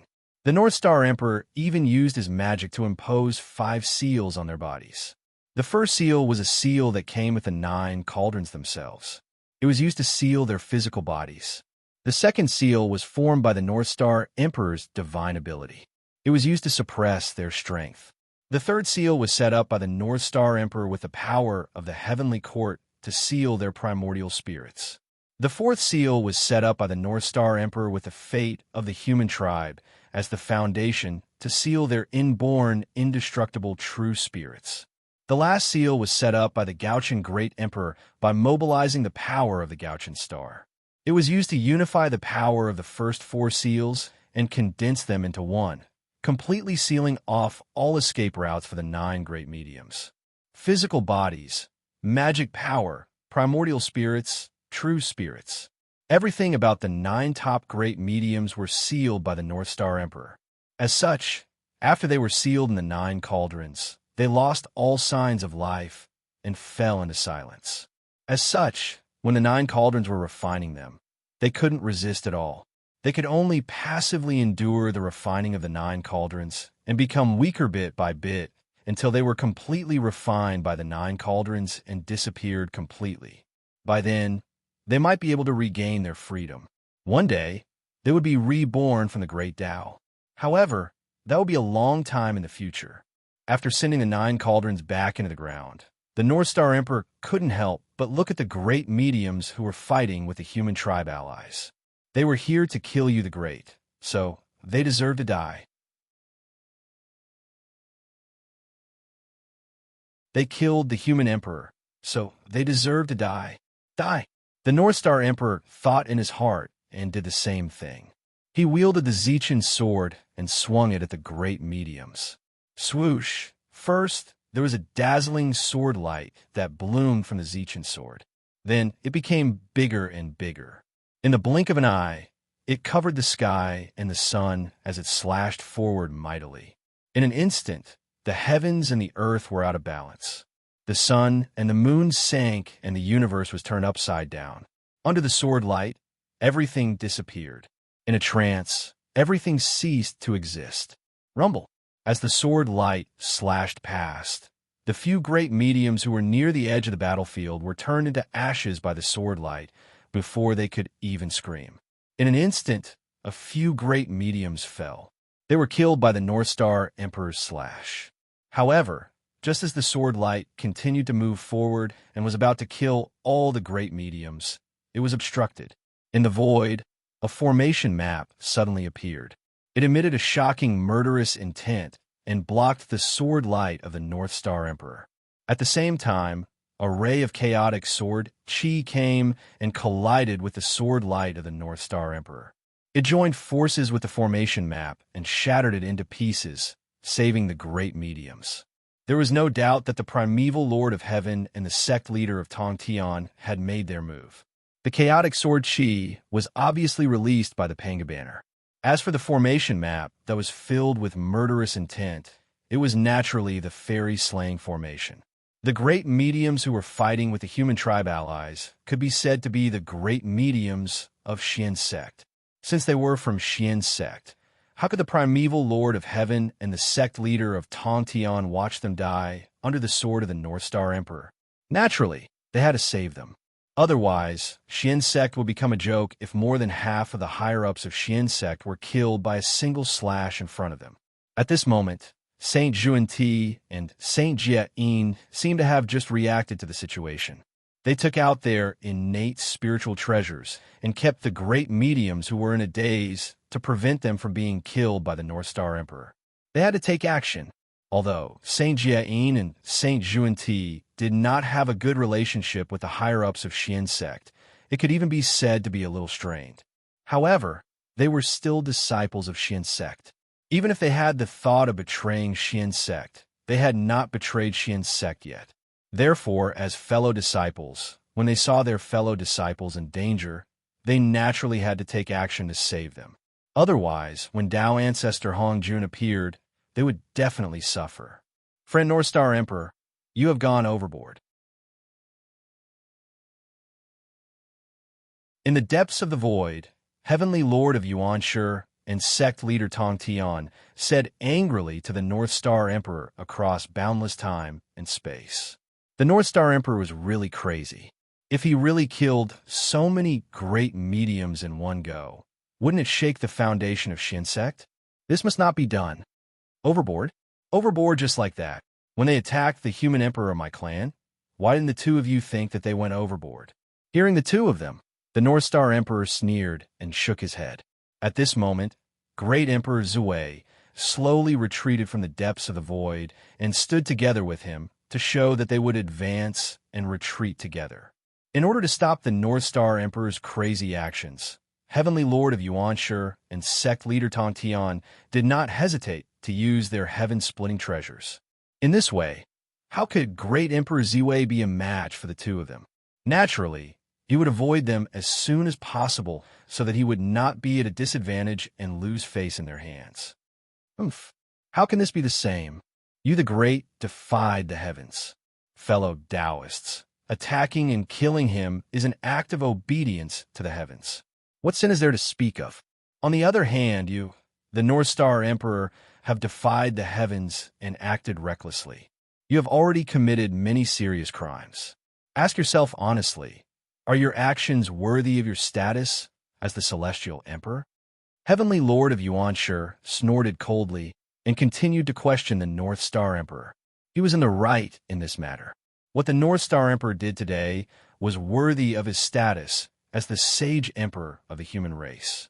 However, the current him was not only the Sage Emperor of the human race, but he was also one of the four great emperors, the North Star Upper Palace Heavenly Emperor and the Temporary Celestial Emperor. With such an identity, he should naturally follow the will of the heavenly axiom and suppress you the great like the sages. Judging from the North Star Emperor's current actions, it could be said that he was going against the heavenly axiom. If that was the case, how could he end up well? The heavenly Tao had recorded all these things in a small book for him, waiting for him to settle the score in the future. The sages knew this, and so did the North Star Emperor. However, he did not care anymore. He was about to die. He had to use his death to apologize for his crimes. Since he had already done so much, how could the heavenly axiom be calculated with him? As the saying goes, everything would be fine when a person dies. Not to mention, he had used his death to apologize for his crimes and paid the rightful price for his actions. In this way, all the crimes he had committed would naturally be written off. The North Star Emperor chose to burn his origin because he had considered the karma with the heavenly axiom. After this matter, if he did not die, he would be targeted by the heavenly axiom and be restricted in everything he did. Since that was the case, he might as well die and completely eliminate the karma between him and the heavenly axiom in exchange for a clean him in the future. Tis, heaven-defying? What a big hat. When did the heavenly axiom want to kill you the Great? The heavenly axiom only stopped you the Great from becoming the Emperor. From the beginning to the end, he had no intention of killing you the Great. On the other hand, you immortals of the Celestial Sect have distorted the meaning of the heavenly axiom and used the slogan of defying the heavens to shout and kill you the Great, an Emperor of the Earth and the ruler of all races. You are truly impudent. In terms of verbal attacks, the North Star Emperor had never submitted to anyone. He immediately started arguing with the Heavenly Lord of Primordial Beginning. All right, even if you are right, but you have already killed so many fellow Taoists. Haven't you vented your anger? Just as the Heavenly Lord of Primordial Beginning was about to retort, the Grand Pure One's impatient voice suddenly sounded from afar. He had promised Nuwa that he would not attack, but that did not mean that he could not speak. To be honest, at this moment, the Grand Pure One really felt that the Heavenly Lord of Primordial Beginning was a little silly. What was the situation now? The North Star Emperor was burning his origin. He was about to die. He was planning to find a few scapegoats so that they could be buried with him. At this critical moment, it was fine if he did not follow his wishes, but he still planned to argue with him? Did he really think that he did not dare to drag him down with him? The Grand Pure One's worries were not without reason. That was because what the North Star Emperor said next confirmed his guess. Sigh, it's not enough for us cultivators to talk about right and wrong. In the end, we still have to see the results with our hands. As such, fellow Taoists, if you all feel that I have done something wrong, then use your strength to prove it to me. If you can't, then you're wrong. Huh. As soon as he finished speaking, the North Star Emperor laughed heartily and rushed towards the Heavenly Lord of Primordial Beginning. At the same time, he did not forget to take out the 10,000 sword illustration and the 10,000 god illustration. He forcefully dragged Saint Jia-in and Saint Junie over and joined the battlefield together. In this battle, he was going to fight against 3 alone. Haha. Fellow Taoists, Zichen is here. Please accompany me on my last journey. When fighting with the 3 of them, the North Star Emperor did not hide his state at all. He clearly told them that he could not hold on for long. This was probably his last time. Damn it. 3. Then as you wish, fellow Taoist, let the poor ways send you on your last journey. 3. From the North Star Emperor's attitude, it was not difficult for the three of them to see that they were definitely going to take the blame for killing the Celestial Emperor. They could not get rid of it.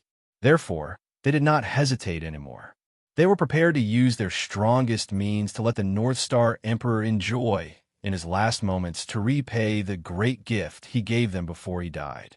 Are you not going to hide anymore? Are you going to use your true abilities? That's really exciting. It's just that I won't be able to see it. What a pity. The three of them naturally could not hide their plan from the North Star Emperor. However, he really did not have the chance to see it, because he really did not have much time left. His origin was about to be exhausted. He was about to die. If not, the North Star Emperor really wanted to experience the divine abilities of the three saints. It was really too exciting. Just the thought of exchanging blows with three saints who were at their peak and were going all out was enough to make one feel incomparably excited. However, the North Star Emperor was running out of time. Therefore, he did not intend to give the three of them a chance to attack. These last moments should be a one-man show for him alone. Even if he was the Celestial Emperor, even if he was going to die, he had to die in a spectacular manner. Let him give himself a glorious end. Thinking about it, it made sense. With the three saints as supporting characters, it was difficult for the North Star Emperor's show to not be glorious. Kill. With a thought, the North Star Emperor mobilized his last strength and charged toward the three of them. In an instant, all kinds of mysterious divine abilities were released from his hands and drowned the three saints. You're tuning in to the Romance Rendezvous YouTube channel. We're so grateful for your support, and don't forget to subscribe to join us on this incredible journey through captivating stories. Your generosity through donations truly makes a world of difference, as it's the primary source of revenue that allows me to expand and enhance this channel for you. Thank you from the bottom of my heart for being a part of this adventure.